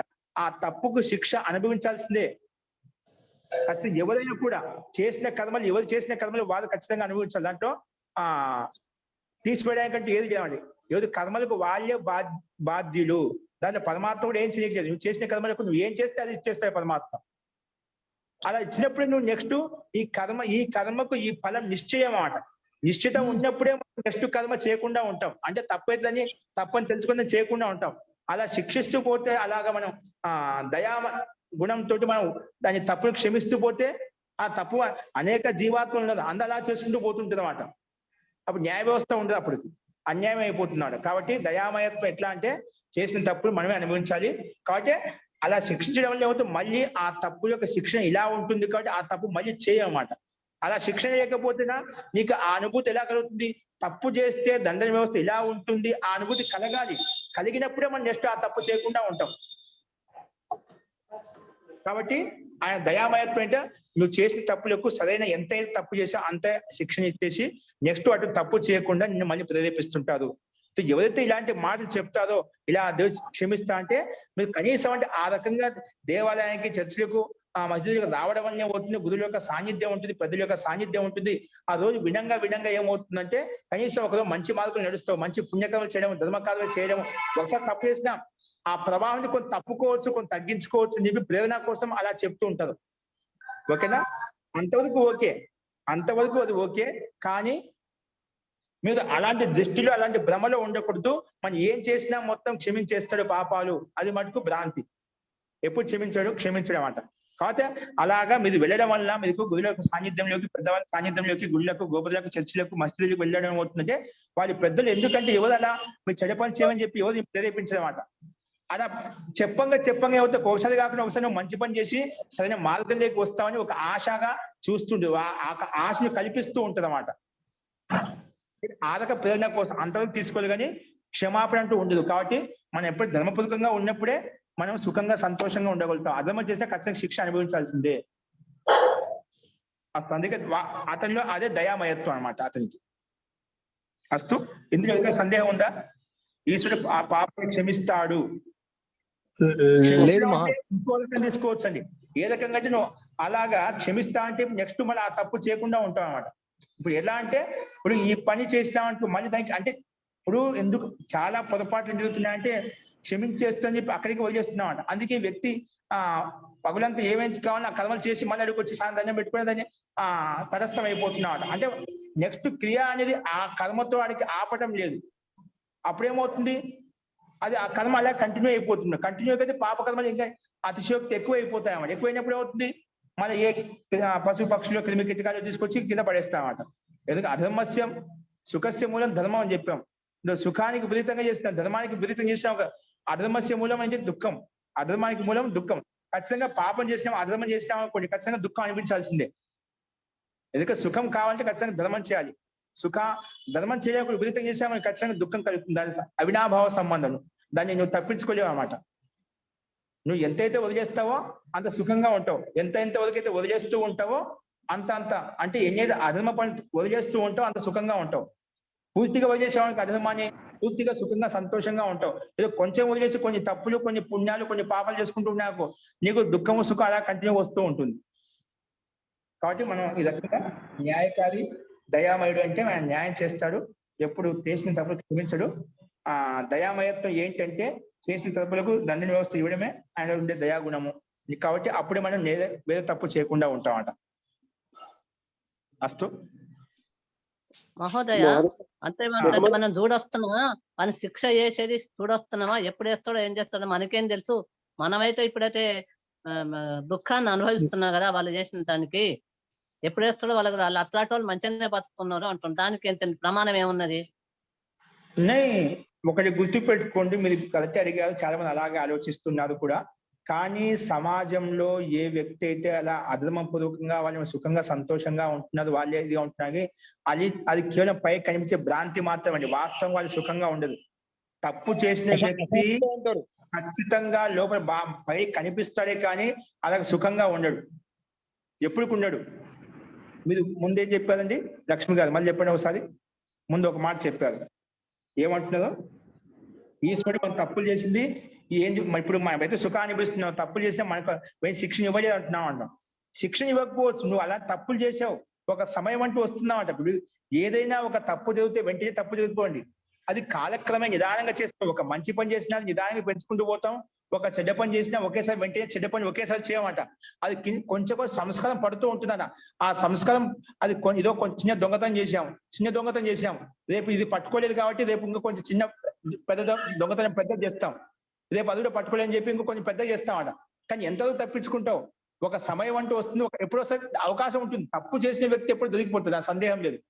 తప్పు చేసిన వ్యక్తి ఎక్కడో ఒక చోట పొరపాటు ఖచ్చితంగా చేస్తాడు. దాంట్లో ద్వేషం, నువ్వు ఏ కర్మ చేయని, ఒక దొంగతన విషయం కాదు, నువ్వు ఏ అధర్మంగా ఏ పని చేసినా అతనిలో భయము శంక లజ్జ ఇవన్నీ ఉంటాయండి. తప్పు చేసిన వ్యక్తికి నేను ఎప్పుడు చెప్తూ ఉంటాను, ఎవరైతే అధర్మం అన్యాయం చేస్తారో వాళ్ళలో భయము శంక లజ్జ ఇవన్నీ కలుగుతాయండి. భయము శంక లజ్జతో యుక్తమైన వ్యక్తి అక్కడ ఎప్పుడో ఒకసారి ఖచ్చితంగా పొరపాటు చేస్తాడు. పొరపాటు చేశాడంటే ఖచ్చితంగా దొరికిపోతాడు అన్నమాట. అలాగా వాళ్ళు తాత్కాలికంగా ఎప్పుడు వరకు దొరకడం లేదో అలా అనిపిస్తుంటుంది, కానీ వాస్తవంగా అది దీర్ఘకాలికంగా ఉండదు, కొంతవరకు అలా ఉంటుందన్నమాట. ఇప్పుడు మనం ఈ తప్పులు చేసాక నెక్స్ట్ ఎవరు చూస్తున్నారు, ఏ తప్పుకి ఏ శిక్షకి సరే శిక్ష ఉందనుకున్నాం, ఇప్పుడైతే మనం అనుభవించడం లేదా? ప్రతి ఒక్కరికి స్వయం అనుభూతి కలుగుతుంటుంది. మనం ఈ జన్మలో చాలా సార్లు అంటూ ఉంటామంట, నేను ఏ జన్మలో ఏ పాపం చేశాను అంటే ఈ దుఃఖాన్ని ఈ కష్టాన్ని అనుభవిస్తా అని చెప్తుంటా. ప్రతి ఒక్కరు బాధపడుతూ ఉంటాడు, అంటూ ఉంటుందామంట నాకు. కానీ ఏ కర్మకు ఏ పాపం చేశానో ఆ మాట చేయకపోతే ఎందుకంటావండి? అది ప్రతి ఒక్కరికి అనుభూతి కలుగుతుంది. అది ప్రత్యక్ష అనుభూతి కూడా మాకు కొంచెం సూక్ష్మంగా ఆలోచిస్తే ప్రతి ఒక్కరు తెలిసి తప్పు చేసిన ప్రతి ఒక్కరికి అనుభవం కలుగుతుంది. నేను ఇట్లా ప్రాణాన్ని హింసించాను, ఈ విధంగా ఇబ్బంది పెట్టాను, ఇతరులకు ద్రోహం చేశాను, అందుకే ఈ రకంగా బాధపడుతున్నాను అని ప్రతి ఒక్కరికి అనుభూతి కలుగుతున్నది. కలగకుండా ఏం ఉండదు. అనుభూతి కలగకపోతే మనకి ఎలా తప్పులు చేయకుండా ఎలా మార్చుకుంటాం? తప్పుకు అనుభవం, తప్పు చేసినాక దుఃఖానుభూతి కలిగింది కాబట్టి ఆ దుఃఖాన్ని వదిలేస్తున్నాం, అంటే ఆ తప్పును వదిలేస్తున్నాం. వదులుతున్నామంటే ఆ అనుభూతి కలిగిన ఈ తప్పు మళ్ళీ చేయకూడదు, తప్పు చేసి ఇలా ఉంటుంది, శిక్షణ ఈ విధంగా ఉంటుంది, బాధ ఈ రకంగా ఉంటుంది. అనుభూతి లేకపోతే మనం నా తప్పు కంటిన్యూ అయిపోతుందన్నమాట. ఖచ్చితంగా ప్రతి ఒక్కరు తెలుస్తుంది. తెలియదు అనుకోవడం మన భ్రాంతి, మన పొరపాటు, మన మిథ్యాజ్ఞానం. ఖచ్చితంగా తెలుస్తుంది. కొన్ని తప్పులు ఎక్కువ చేసి ఉంటాము, అది ఈ జన్మలు ఇవ్వదన్నమాట. కొన్ని వెంటనే సిద్ధిస్తాయి. మనం యోగ దర్శనం చెప్పుకున్నామట, చేసిన కర్మలకు కొన్ని వెంటనే ఫలం వస్తుంది, వెంటనే ఫలప్రాప్తి కలుగుతుంది. కొన్నిటికి చేసిన కర్మలకు కొంత కాలం తర్వాత కలుగుతుంది. కొన్ని కర్మలకు ఫలము వచ్చే జన్మలో కలుగుతుంది. కానీ కలుగుతుంది అనివార్యంగా. నువ్వు చేసే పెద్ద కర్మ అనుకోండి, నీ ఆయువు కొంచెమే ఉంది, దానికి ఫలం ఎలా ఇవ్వగలుగుతా అండి? చేయవలసిన దుఃఖం, అనుభవించాల్సిన దుఃఖం చాలా ఉంది. ఇప్పుడు 70 ఏళ్ళు వచ్చాయి, పాపాలు చాలా చేసావు, ఇప్పుడు నీకు ఆ ఫలప్రాప్తి ఇచ్చా అంటే అనుభవించగలుగుతావా? ఇంకా ఇప్పుడు ఏదైతే పుణ్యకర్మలు అవి అనుభవిస్తూ ఉంటామంట. పుణ్యకర్మల ప్రభావంగా అంటే వ్యక్తి సుఖాన్ని అనిపిస్తుంది, ఏదో కొన్ని పుణ్యకర్మలు ఉంటాయండి, కానీ సాంగత్యంలో కుసాంగత్యంలో కొన్ని పాపకర్మలు చేస్తున్నామట.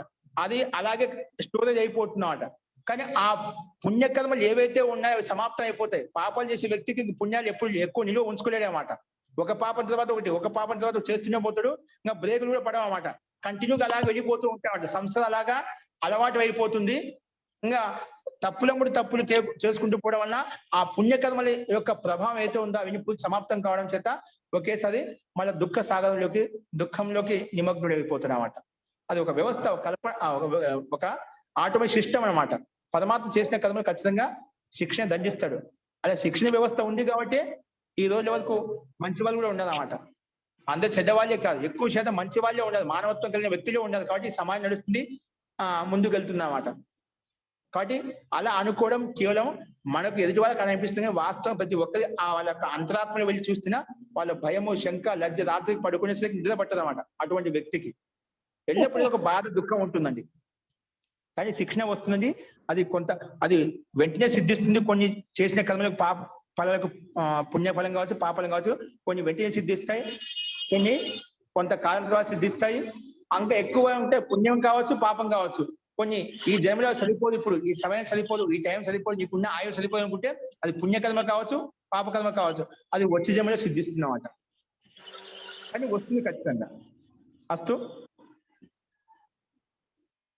అందుకే మనుస్మృతిలో ఒక శ్లోకం చెప్తుంటాను, అధర్మేణ ఏదతే తావత్ తతో భద్రాన్ని పశ్యతి సపత్నాంజేతి అంతతోగత సమూలస్తు వినశ్యతి అని చెప్పి ఒక మనుస్మృతిలో శ్లోకం చెప్పుకుంటాను.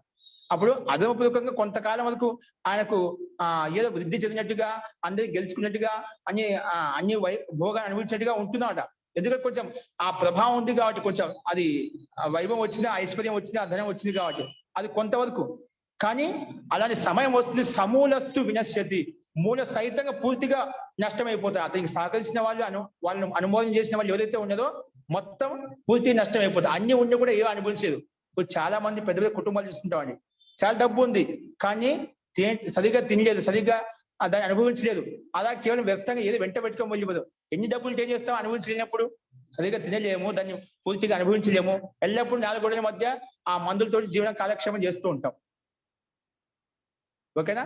కాబట్టి అన్ని ఉండి కూడా అనుభవించే స్థితి ఉంటుంది. అంటే పెద్ద జబ్బులతోటి దానికి అది సమూలంగా నష్టమైపోతుంది అన్నమాట. కాబట్టి అధర్మపూర్వకంగా ఎప్పుడు కూడా ఎవరు కూడా సుఖంగా సంతోషంగా ఉండలేదు. ఓకేనా? చెప్పాను, మనకు చాణక్య నీతిలో కూడా అదని కాదు, చాలా శాస్త్రాలు కూడా ధర్మానికి మూలం ఏంటంటే, సుఖానికి మూలం అంటే ధర్మం. ధర్మపూర్వకంగా వ్యక్తి సుఖంగా ఉండగలుగుతారు. సుఖంగా అని చెప్పాను, పూర్తిగా సుఖం కావాలంటే ఇక అన్ని త్యాగం చేసినప్పుడే కలుగుతున్నమాట. కానీ మొత్తానికి సుఖంగా ఉండాలంటే ధర్మం పూర్వకంగా ఉన్నప్పుడు సుఖంగా ఉండగలుగుతాడు.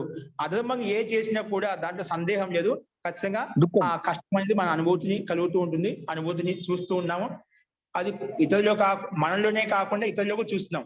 ఎవరు ఏ కర్మలు చేసినా వాళ్ళ వ్యక్తులు ఎలా ఉన్నారు, ఏ విధంగా ఉన్నారు, ఒక వ్యక్తిని మీరు పరీక్షించి చూడండి. మీకు ఎవరైతే అనిపిస్తున్నదో ఈ వ్యక్తి అధర్మంగా ఉన్నాడు, అన్యాయంగా ఉన్నాడు, హింసిస్తున్నాడు, బాధపడుతున్నాడు, ఈ వ్యక్తి సుఖంగా ఉండాలని మీకు ఒక వ్యక్తిని చూడండి. కొంచెం లోపలికి వెళ్ళి చూసా అంటే ఆ వ్యక్తిని పసిగట్టని, తాత్కాలికం కాదు, కొంచెం దీర్ఘకాలం వెళ్ళిన తర్వాత గమనించండి. ఒక వ్యక్తిని పట్టుకొని, అందుకే సాంఖ్యదర్శనంలో కూడా పుత్రాపి కోపి సుఖీ నాస్తి అని మహర్షి కపిల్ మహర్షి చెప్పాడట.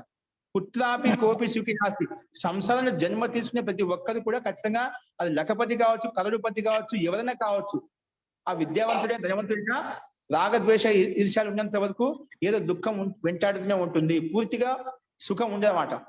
పూర్తి సుఖం కావాలి అంటే అత్యంత దుఃఖ నివృత్తి, మన సాంఖ్య దర్శనం చెప్పిన విధంగా పూర్తిగా తొలగించుకున్నప్పుడే, దగ్ధబీజభావం చేసుకున్నప్పుడే, కర్మను తొలగించుకున్నప్పుడే మనకు సుఖ ప్రాప్తి కలుగుతుంది. ఇక్కడే మనం స్టార్టింగ్ చెప్పుకున్నామట, జన్మ ఉందంటే ఖచ్చితంగా దుఃఖం ఉంటుంది.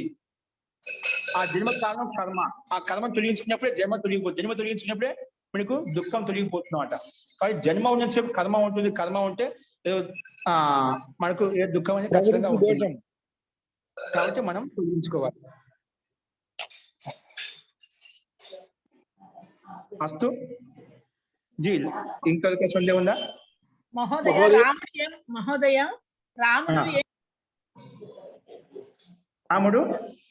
రాముడు ప్రేమించబట్టే బాధపడ్డాడా? అసలు రాగం ఉంది కదా, ప్రేమ ఉంది కదా, బాధపడ్డాడు. బాధపడ్డే సీతాపట్న అంటే ఒకటి కర్తవ్య పరంగా కూడా ఒక బాధని అపహరించాలంటే అది బాధనే కదా. ఎవరికైనా ఒక వ్యక్తి అన్యదాన్ని తీసుకెళ్ళాడంటే అది బాధ కదా. అందుకే చెట్లను చేమను పట్టుకుని పంచభూతం పట్టుకుని బాధపడతాడ. అవును, ఆయన ఏ కర్మ చేశాడు? అది ప్రేమ అనే కర్మ చేయబట్టే బాధపడ్డాడు. అంటే అత్యంత ఆసక్తి కాబట్టి కర్తవ్య ప్రేమ ఉంటుందన్నమాట. కానీ ఎక్కడో పొరపాటు చేసి ఏ కర్మ చేశామని ప్రత్యేక రామాయణ చవితి మీకు అనిపిస్తుందట. ఎప్పుడు చేస్తే జస్ట్ కర్మ చేశామంట, పొరపాటు చేశాం. అది వర్తమానంలో అయినా పొరపాటు చేసి ఉండొచ్చు, ఏదో ఒక విషయంలో మనిషి అయినా ఖచ్చితంగా పొరపాటు తెలియకుండా జరిగిపోతుంటుంది అన్నమాట. అంటే చూడకపోతుంటే ఏదో ఒకటి మనం అందరూ కలిసి ఉన్నప్పుడు సంసారంలో పూర్తిగా న్యాయయుక్తంగా ఉండలేమండి. త్యాగమయమైన జీవనం చేసినప్పుడు పూర్తిగా ఉంటాం. అందుకే ఒక రాజైనా పూర్తిగా న్యాయం చేయలేమాట. ఒకరు హింసించకుండా పూర్తిగా న్యాయం చేయలేడు ఒక పరమాత్మ తప్ప. పరమాత్మ అందుకే ఫలప్రదాత అంటామట. సంసారంలో ఒక పెద్ద రాజు అయినా కూడా ఒక దుష్ట వ్యక్తిని చంపాలి అంటే, ఒక మంచి వ్యక్తులు అంతా సుఖంగా సంతోషంగా ఉండాలంటే దుష్ట వ్యక్తిని చంపాల్సిన, హింస చేయాల్సిందే, అది హింసనే. అలాగే పొరపాటున కొన్ని చోట్ల మనకు రాజ్య వ్యవస్థ పరిపాలించే కొన్ని ఎక్కువ తక్కువ తెలియకుండా తిరిగిపోతుంటాయి. అదే కొన్ని కర్మలు చేసి ఉండొచ్చు, ఆ కర్మ వల్ల అపహరణ జరిగింది. వర్తమాన జన్మలో అది అపమానం జరిగింది. ఎవరికి? రావణుడి యొక్క చెల్లెలు శూర్పణఖకి అపమానం జరిగింది కాబట్టి అది మనసులో పెట్టుకొని అకస్మాత్ ఆయన పొరపాటు చేసి ఆయన తప్పు చేశాడు. ఆయన కూడా తప్పు చేశాడు. ఏం చేశాడు? తెలుసు ఆయనకు, ధర్మం తెలుసు, అధర్మం తెలుసు, ఇది చేయకూడదని తెలుసు.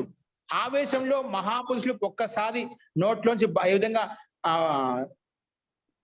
ఇది మనం ఒకసారి బాణం వదిలితేనా ఏ విధంగా అది తిరిగి రాదో, నోట్లోంచి మాట జారిందంటే తిరిగి రాదో, అలాగే ఒకసారి మహాపురుషుడు ఆయన ఒకసారి ఆయన అపహరించాలి, ఒకసారి అనుకో సంకల్పం చేసేనమాట. సంకల్పం మాత్రం చేత వాళ్ళు కింద పడిపోయినట్టే మాట, వాళ్ళ పతనం అయినట్టే. ఆ రకంగా అందుకే ఆయన పతనం అయిపోయింది. అంటే ఆయన బలవంతం చేయలేమంట. ధర్మం గురించి తెలుసు, అధర్మం గురించి తెలుసు కాబట్టి అక్కడ అశోక వాటికలు పెట్టి సురక్షితంగా పెట్టాడే కానీ ఆయన ఎప్పుడు బలవంతం పెట్టలేదన్నమాట. ఆయన అది ధర్మాత్మేం కాదు ఆయన. కాబట్టి చేసిన తప్పు చేసి లక్ష్మణుడు కదా, రాముడు కాదు కదా. లక్ష్మణుడు ఏం చేస్తాడు? ఆయన ఆ రకంగా నిందించినప్పుడు నువ్వు ఎందుకు ఇలా చేశావు, నువ్వు మీ అన్నయ్యకి ఆపదలో ఉన్నావు, నువ్వు వెళ్ళొచ్చు కదా అంటే వెళ్ళాడా? కాదు, శూర్పణఖ ముక్కు చెవులు కోసింది లక్ష్మణుడు కదా, రాముడు కాదు కదా. కానీ రాముడు బాధపడ్డాడు. కాకపోయినప్పటికీ అనుబంధం ఉంటుంది కదా, దాంట్లో కూడా ఆయన కాదకుడయ్యాడు కదా, నిమిత్తంగా ఉన్నాడు కదా. ఇప్పుడు ప్రభావం చేత నైమిత్తికంగా కూడా దగ్గర ఉన్న వాళ్ళు కూడా ఆ ప్రభావం పడుతుందన్నమాట. సాంగత్యం చేత జన్మేన దుఃఖ మహోదయ, జన్మేన దుఃఖైన ప్రవృత్తి దోషాన పునర్జన్మ. అది ఓకే, అది లౌకికంగా ఆలోచిస్తున్నా కదా ఇప్పుడు ఇక్కడ రాముడి గురించిలో. అదే జన్మ ఉంటే దుఃఖం ఉంటుంది అంటే ఏదొకటి ఆ కారణం కావాల్సిన కారణం ఎక్కడో ఒక చోట ఉంటుందంట. ఆ ధైర్యం ఎట్లా వచ్చింది ఆయనకు? రాముడి పట్టిన ధైర్యం వచ్చింది లక్ష్మణుడికి. అది ఇతిహాసం. కొంత అపమానం జరిగింది. ఇప్పుడు చెవులు కోసి అలా చేయడం అట్లా కోసింది, అపమానం జరిగింది. చెవులు కూడా నిజంగా చెవులు కోరేది మహాభారత అంతా మూర్ఖంగా ఉండదు అన్నమాట. ఒక అపమానం జరిగింది అన్నమాట. ఆ అపమానం మనం ఉన్నట్టుగా ఎప్పుడు మనం ఇతిహాసంలో రాయలేం కదా, ఓకేనా? ఆ అపమానం వల్ల కొంచెం కష్టం కలిగింది, బాధ కలిగింది అన్నమాట. ఆ బాధ కలిగింది కాబట్టి ఆ బాధ తట్టుకోలేక ఆ విషయం అన్నకి చెప్పింది. అంత శక్తివంత సామర్థ్యవంతుడు కదా అని చెప్పి ఆయన తెలియకుండా ఆయన సంకల్పం చేసి తీసుకొచ్చి అని చెప్పాడు. కానీ తర్వాత తెలిసింది ఓ ఇలాంటి ఒక్క నిమిషం మోదయ, శూర్పణఖ రాముడి మీద కంప్లైంట్ చేసింది కదా రావణుడికి, అందుకని లక్ష్మణుడు కోసాడు అది చేశాడు అని కాకుండా శూర్పణఖ వెళ్ళి రాముడి మీద రావణుడికి కంప్లైంట్ చేసింది కాబట్టి అలా జరిగి ఉంటుంది. శూర్పణఖ లక్ష్మణుడి మీద కంప్లైంట్ చేయలేదు మహోదయ, రాముడి మీద కంప్లైంట్ చేసింది రావణుడి దగ్గర పోయి. ఏదైనా కావచ్చు, మొట్టమొదటి ముందుగా అడిగితే పెళ్లి చేసుకోమని చెప్పి రావణ్ణి అడిగింది. నేను పెళ్లి అయింది నాకు, నువ్వు ఏమైనా లక్ష్మణ్ చేసుకుంటాను అని చెప్పి, అంటే కథలు రకరకాలు ఉన్నాయి. అది దీని గురించి ఇదం అని చెప్పి చెప్పాను. ఇతిహాసంలో కవులు దాన్ని చాలా రోచకంగా ఉండడం కోసం దాన్ని ఒక్కొక్క కవి ఒక కల్పన ప్రకారం రాసినమాట. ఓకేనా? అది ఏదైనా మొత్తానికైతే వాళ్ళకు మొత్తానికి ఒక అపమానం జరిగింది అక్కడ. ఆ అమ్మాయికి అపమానం జరగడం వలన అది అక్కడ ఉల్లేఖించడము, దాన్ని మనసులో పెట్టుకుని ఆయన ఆ స్థితిని అప్పగించడం జరిగిపోయామట. ఫస్ట్ మనము ఒకటి గుర్తు పెట్టుకోండి, ఈ కర్మకు ఈ ఫలం అని చెప్పి మన యజ్ఞాచ ఇదమిత్తం చెప్పలేమండి. కర్మనో గహనో గతి అని చెప్పి ఋషి మహర్షి కూడా ఈ కర్మ చేసేయడం అందుకే ఈ ఫలం కలిగిందని చెప్పి చెప్పడం కష్టం అండి. ఋషి మహర్షికే సాధ్యం కాదు, పరమాత్మకి. అందుకే కర్మ ఫలం నువ్వు చెప్పడం అనేది కేవలం ఒక పరమాత్మకే సాధ్యం, లేదా ముక్తాత్మకు సాధ్యము. బ్రహ్మవేత్త అంటే అన్ని త్యాగం చేసిన వ్యక్తి చాలా మంది చెప్పగలుగుతాం, కానీ పూర్తిగా ఇదమిత్తం అని చెప్పలేం. చాలా సూక్ష్మమైంది కర్మల యొక్క విషయం చెప్పాలంటే. కొన్నిసార్లు మనం మన కర్తవ్య కర్మలు ఉన్నప్పుడు కూడా వేరే వాళ్ళ యొక్క కర్మల పరిణామ స్వరూపానికి మనం బలి అయిపోతుంటాం. ఇప్పుడు చాలా మంది ఎన్నెన్నో యాక్సిడెంట్ జరుగుతూ ఉంటాయని మన కర్తవ్యంలో మన మార్గం వెళ్తూ ఎవడొచ్చి కొడతాడు, మనం బలి అయిపోతాం. మనం ఏం తప్పు చేయదు, ఎదుటివాని దోషం వల్ల ఎదుటివాని తప్పులో మనం బలి అయిపోతుంటాం. అంటే ఏమన్నా నేను పాపం చేసినా మళ్ళీ వాడు వచ్చిన కొట్టడం, నేను ఇబ్బంది పడుతున్నాను, వాడు చేసిన తప్పుకు జీవితాంతం మనము ఆవిటి వాళ్ళుగా, గుడ్డి వాళ్ళుగా, కుంటి వాళ్ళుగా బాధపడుతుంటాం, లేదంటే ఏదో ఒక రకం బాధపడుతుంటాం అంట. అది ఎన్నో ఉన్నాయి కదా. ఇప్పుడు ఆతంకవాళ్ళు చేసే కర్మల వల్ల చాలా మంది మంచి వాళ్ళు బాధపడుతుంటారు అన్నమాట. వాళ్ళు చేసిన దుర్మార్గం వల్ల, చేసే తప్పుడు పనుల వల్ల చాలా మంది అక్కడ ఉన్న ప్రజలు కూడా బాధపడుతూ ఉంటారు అన్నమాట. అలాగా ఈ విషయాల్లో మనం ఇదమిత్తం చెప్పడం కష్టము. కాకపోతే చేసిన ప్రతి ఒక్కరి కర్మలు ఎవరి నిమిత్తమైనా కూడా దానికి వడ్డీతో సహా వాళ్ళకు ఒకరి వల్ల ఎవరు ఎంత హింసించబడ్డదో అంత దుఃఖం వాళ్ళకు ప్రత్యక్ష అనుభూతి కలుగుతుంది. దాని సందేహం లేదు, దాన్ని తప్పించుకోలేదు ఎవరు కూడా. కానీ మనం చెప్పడం మనలో వాళ్ళని ఆకలనం చేసే శక్తి యోగ్యత ఇప్పుడు లేదు. కానీ చాలా మటుకు మనకు తెలియకుండానే మనం ఈ తప్పు చేసే నాకు అందుకే ఈ భయం కలుగుతుంది, నాకు ఈ దుఃఖం వచ్చింది ప్రతి ఒక్క అనుభూతి ప్రతి ఒక్కరు తెలుస్తుంది, సందేహం లేదు. అవన్నీ చూసుకోండి. ఎవరు తప్పు చేసిన వ్యక్తి మీరు పరోక్షంగా ప్రత్యక్షంగా అడగండి, ఇలా మీరు గమనించండి సూక్ష్మంగా. ఖచ్చితంగా ఆయన బాధపడుతూ ఉంటారు, సుఖంగా శాంతి కనిపించామట, అనుభవం కూడా కలుగుతుందట. నేను ఈ తప్పు చేసిన కానీ నాకు ఈ శిక్ష పడిందని చెప్పి మనసు అనుకుంటాం. ఈ తప్పు చేయకూడదని మనసులో సంకల్పాలు తీసుకుంటాం, మళ్ళీ దానికి సందేహం లేదు. కానీ మిమ్మల్ని మన విషయంలో మనం ఆకలి చేసుకోవచ్చు, మన విషయంలో మనం ఆత్మ పరీక్ష చేసుకోవచ్చు. ఎవరో ఎందుకు నాకు ఎప్పుడు మీకు కష్టం దుఃఖం వచ్చినా నేను ఈ కర్మలు చేసి పొరపాట్లు ఎక్కడ జరిగాయి, దాంట్లో ఒక దుఃఖం వచ్చిందంటే కారణం మనమే అండి. మనలో ఉండే ప్రజ్ఞాపరాధం కావచ్చు, అజ్ఞానం కావచ్చు, అవిద్య కావచ్చు, ఏంటంటే ఇంకా మన సంస్కారాలు కావచ్చు. మనం సుఖపడుతున్నామన్నా దుఃఖపడుతున్నామా మనమే కారణము, మన కర్మలే కారణము. ఆ కర్మను మార్చుకున్నామంటే సుఖంగా ఉండగలుగుతాం, సంతోషంగా ఉండగలుగుతాం.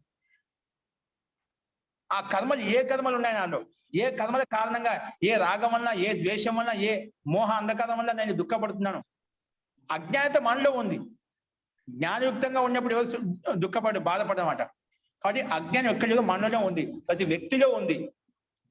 కాబట్టి మన కర్మలకు మనమే సుఖ దుఃఖంగా ఉండాలి, మన కర్మలే. సుఖంగా ఉన్నామని మన కర్మనే, దుఃఖంగా ఉన్నా కూడా మన కర్మనే. అజ్ఞానయుక్తంగా ఉన్నామని కూడా మనదే కర్మ. ఆ కర్మ మనం చూసుకొని ఆ కర్మలు ఏవైతే ఉన్నాయో మనం తొలగించుకోవడం కోసం ప్రయత్నం చేయాలి. ఓకేనా? అందుకది మనం ఏ కర్మలు ఉన్నాయని చెప్పి మనకి ధ్యాన పద్ధతి ద్వారా, శాస్త్రం చదువుకోవడం ద్వారా, గురువుల యొక్క సాంగత్యం ద్వారా మనలో ఉండే దోషాలు తెలుస్తాయి. చాలా మందికి మనలో ఉండే దోషాలు ఏమిటో మనకు తెలియవు అనమాట. కాబట్టి మనలో ఉండే దోషాన్ని అవగతం చేసుకోవాలంటే మనము పరీక్షించుకోవాలి. ఆధ్యాత్మిక చింతన ద్వారా, ఆధ్యాత్మిక గ్రంథాల యొక్క అధ్యయనం ద్వారా, ధ్యానం ద్వారా అవి మనకు మనసు శాంతంగా ఉన్నప్పుడు మనం చేసే కర్మలు మనకు తెలుస్తాయి అన్నమాట. అప్పుడు మనం వాటిని తొలగించుకోవడానికి కోసం ప్రయత్నం.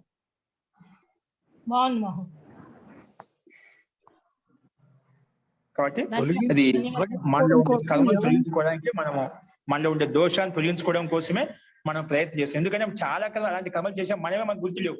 ఏ రోజు ఏ కర్మలు చేసాం మనం తెలియకుండా చిన్న దానికి కూడా మనం అబద్ధాలు చెప్తూ ఉంటాం. చిన్న వాటికి కూడా అబద్ధాలు చెప్పేస్తుంటాం అన్నమాట. తెలియకుండా ఇతరులకు ఇబ్బంది పెట్టేస్తుంటాం. అంటే మన స్వార్థం కొరకు మన ఇతరులకు అన్యాయం కలుగుతుంది, ఇబ్బంది కలుగుతాం కూడా చూసుకోమంట. మనకు సిద్ధిస్తుందా లేదా, మన స్వార్థం పూర్తి అవుతుంది లేదా అది చూస్తామంట. అట్లా తెలియకుండా చాలా జరుగుతుంటే అందుకే మహాపురుషులు ఎవరైతే ఉన్నదో, పెద్దవాళ్ళు ఎవరైతే ఉన్నదో, సాధువులు ఎవరైతే వాళ్ళు కొంత సూక్ష్మంగా ఆలోచిస్తుంటారు.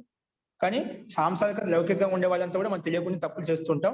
ఆ తప్పులే ఆ కర్మల వల్లనే మనం దుఃఖపడుతూ ఉంటాం, సుఖపడుతుంది, రెండు ఉంటాయి అన్నమాట. కాబట్టి మనం చేసిన కర్మలే మన జ్ఞానానికి కారణం కాబట్టి దాన్ని బట్టి సుఖ దుఃఖాలు పొందుతూ ఉంటాం. కాబట్టి వాటిని తెలుసుకొని వాటిని దుఃఖాలు ఏవైతే ఉన్నాయో వాటిని తొలగించుకోవడం, సుఖాలు ఏవైతే ఉన్నాయో సుఖానికి కారణమైనటువంటి కర్మలు ఏవైతే ఉన్నాయో వాటిని పెంచుకుంటూ సంతోషంగా ఉండటమే మనము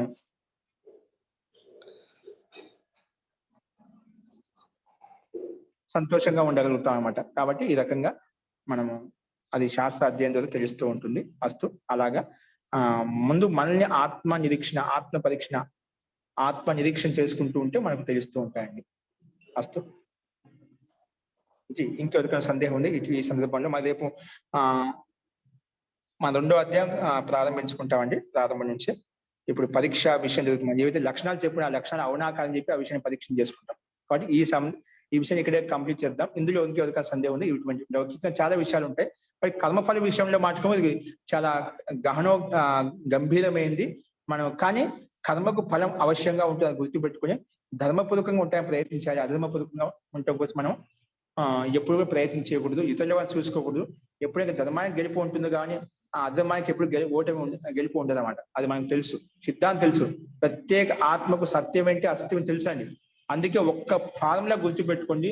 నువ్వు ఏ కర్మ చేసేటప్పుడైతే, ఏ పని చేసేటప్పుడైతే మీలో సంతోషము, ఆనందము, ఉత్సాహము, ధైర్యం ఇవన్నీ కలుగుతున్నాయంటే అది మంచి పని అని చెప్పి, అదే ధర్మం అని చెప్పి, అదే సత్యం అని చెప్పి, అదే న్యాయం అని చెప్పి ఆ కర్మ నిర్విఘ్నంగా నిర్భయంగా చేయండి.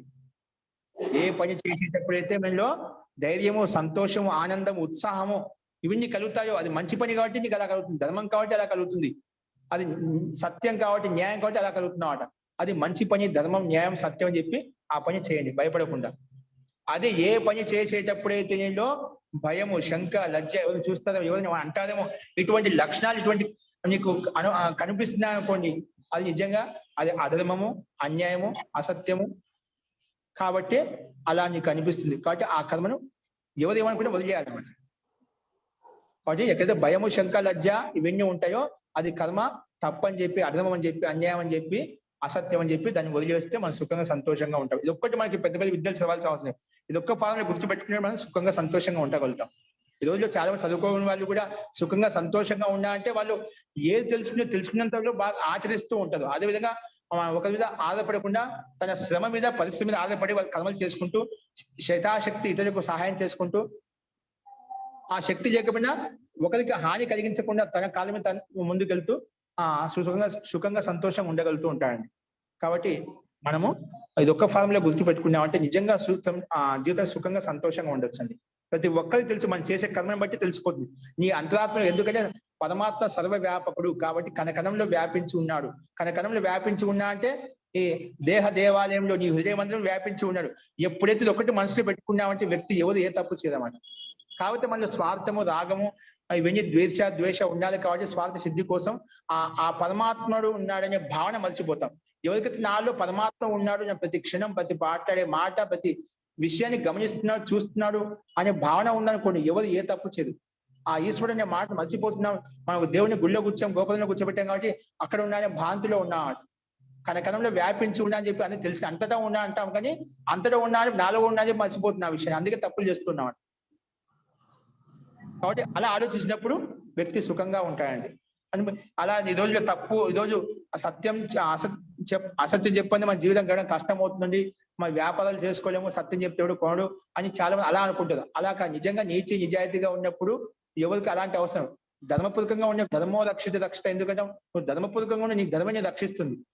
తాత్కాలిక నీ దగ్గరికి రాకపోవచ్చు, కానీ ఒక నిష్ఠ, ఒక విశ్వాసం ఏర్పడిన తర్వాత అంటే నీ దగ్గరికి వస్తుంది అన్నమాట.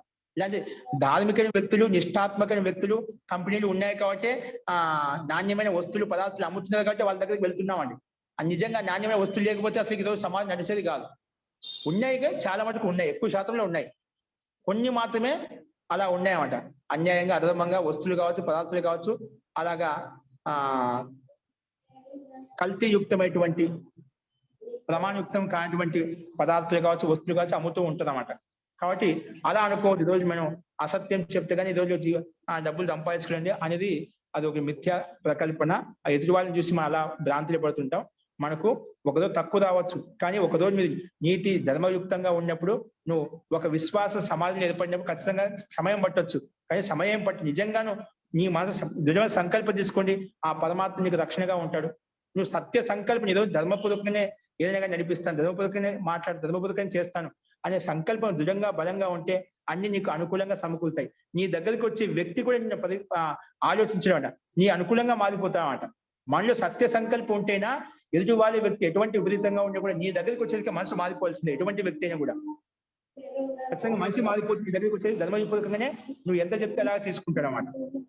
కాబట్టి అలా అనుకోవద్దు. అధర్మపూర్వకంగానే మనం డబ్బు సంపాదించుకోగలుగుతాం, అధర్మపూర్వకంగా మనం ఉండగలుగుతాం, సుఖంగా ఉండగలుగుతాం అనేది అది భ్రాంతి యుక్తం. ఓకేనా? నువ్వు ఒకసారి నమ్మకపోవచ్చు, రెండుసార్లు నమ్మకపోవచ్చు, కానీ మూడోసారి ఖచ్చితంగా నీ దగ్గర చుట్టుముట్టిది అంత తిరిగి తర్వాత నీ దగ్గరికి రావాల్సిన ఆ వ్యక్తి. కానీ మనం ధైర్యంగా ఉండాలి, మనం ఓపికతో ఉండాలి, సహనంగా ఉంటేనా మనకు సమయం వస్తుంది. అప్పుడు మనకు ఏది నష్టపోయామో అది అంతా కూడా మనం మళ్ళీ పొందగలుగుతాం, దాని సందేహం లేదు. దాన్ని పూర్తిగా పొందగలుగుతాం. బోనస్ సహా మనము దాని వడ్డీతో సహా మనం పూర్తిగా మనం ఆ సుఖాన్ని ఆనందాన్ని పొందగలుగుతాం. కాబట్టి అలా ఎవరు అలా ఆలోచించవద్దు.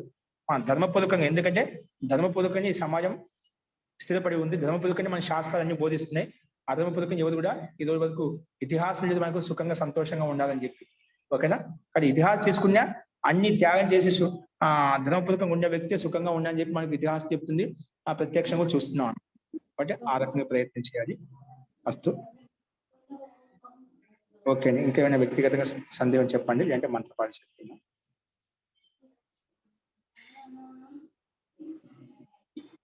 అస్తువా సార్ నిగమనం అంటే చెప్పరా ఒకసారి రాసుకోవాలి. ఏంటండి నిగమనం చెప్పరా ఒకసారి రాసుకోవాలి. ఏ దానికి నిగమనం చెప్పాలండి? నిగమనం ఏ దానికి? ఏ ప్రతిజ్ఞకు నిగమనం? ఈశ్వరుడు న్యాయకారి అంటే ఈశ్వరుడు ధర్మం ఎంతో మంది అదే మాదిరి ఒక మనిషి ధర్మం కూడా దాని వల్ల సిద్ధాంతం ఏంటండి? ఒక ధర్మం వల్ల ఎంతో మందికి ఉపయోగపడుతుంది, ఎంతో మంది నష్టపో. ఒక్క నిమిషం అండి, అది రాసుకోండి. కృష్ణస్వామి గారు ఏం చెప్పాను? ఈశ్వరుడు నిర్వికారుడు. ఎందుకు? శరీర ధారణ చేయడు కాబట్టి, శరీరాన్ని ధరించడు కాబట్టి అని చెప్పిన హేతు. ఉదాహరణ జీవాత్మ. ఆయన అడిగేది న్యాయకారి. న్యాయకారి కదా. ఈశ్వరుడు రాగద్వేష మోహయుక్తుడు కాడు కాబట్టి న్యాయకారి. ఈశ్వరుడు న్యాయకారి కాబట్టి అంతిమంలో ఈశ్వరుడు రాగద్వేష మోహం రహితమైనటువంటి వాడు కాబట్టి న్యాయకారి. ఈశ్వరులో రాగద్వేష మోహాలు లేవు కాబట్టి న్యాయకారి. ఇది వచ్చిందండి ఇప్పుడు? పంచాయవాళ్ళు వచ్చాయా? వచ్చే మహోదయ రాశాను. ఓకే అండి, ఇప్పుడు మనం పరీక్ష చేస్తాం కాబట్టి పరీక్షలు ఇంకా వస్తాయండి, మనం అప్పుడు ఇంకా బాగా చూద్దాం. మీకు జస్ట్ కొన్ని రాయిస్తే మీకు అది ఒక ముందు అవగాహన ఉంటుంది. అట్లా మనం ఏదైనా ఒక విషయాన్ని పరీక్షిస్తున్నాం ఈ రకంగా పరీక్షించుకోవాలి.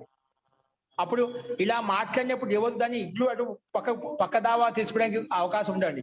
ఇలా మనం ఒక సిద్ధాంతం ఒక నియమాలు పెట్టకపోతే ఏమవుతుంది, మనిషి ఎక్కడికక్కడ తీసుకెళ్తాడు, విషయాన్ని ఎక్కడికో తీసుకెళ్తాడు, ఉన్న విషయంలో కాకుండా ఎక్కడికో వెళ్ళిపోతాడు. కాబట్టి మనం ఒక సిద్ధాంతం ప్రకారం ముందుకు వెళ్ళామంటే మనం అది ఆ విషయాన్ని మనం యథార్థంగా తెలుసుకోవచ్చు అనమాట. ఓకే, అస్తు అండి. సో ఇంకేమైనా సందేహాలు కూడా తర్వాత చూద్దాము. రేపు మటుకు 2వ అధ్యాయం మనం మొదలు పెట్టుకుందామండి. చాలా ఒక మంచి పని చేసి అధర్మం చేసినందువల్ల నష్టము కలు. మనం ఏంటంటే ఏ చేసినా వాడు ఏంటంటే మంచి జ్ఞానం ఏం చేస్తే దాని నుంచి విచారం మంది సంఘంలో వాడు. మీ మాట కట్ అవుతుంది, సత్యవతి కాదండి, మీ మాట కట్ అవుతూ వస్తుంది అన్నమాట.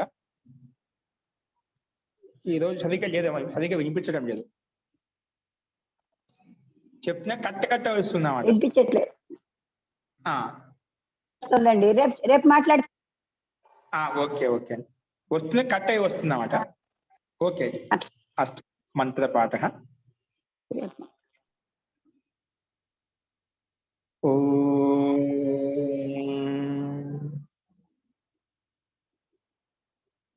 సర్వే భవంతు సుఖినః, సర్వే సంతు నిరామయాః, సర్వే భద్రాణి పశ్యంతు, మా కశ్చిద్ దుఃఖభాగ్ భవేత్. ఓం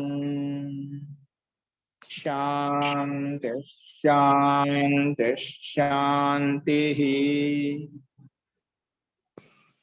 సర్వేభ్యో నమః. అందరికీ నమస్కారం అండి. నమస్తే మహోదయ. నమస్తే అండి. నమస్తే మహోదయ. నమస్కారం మహోదయ.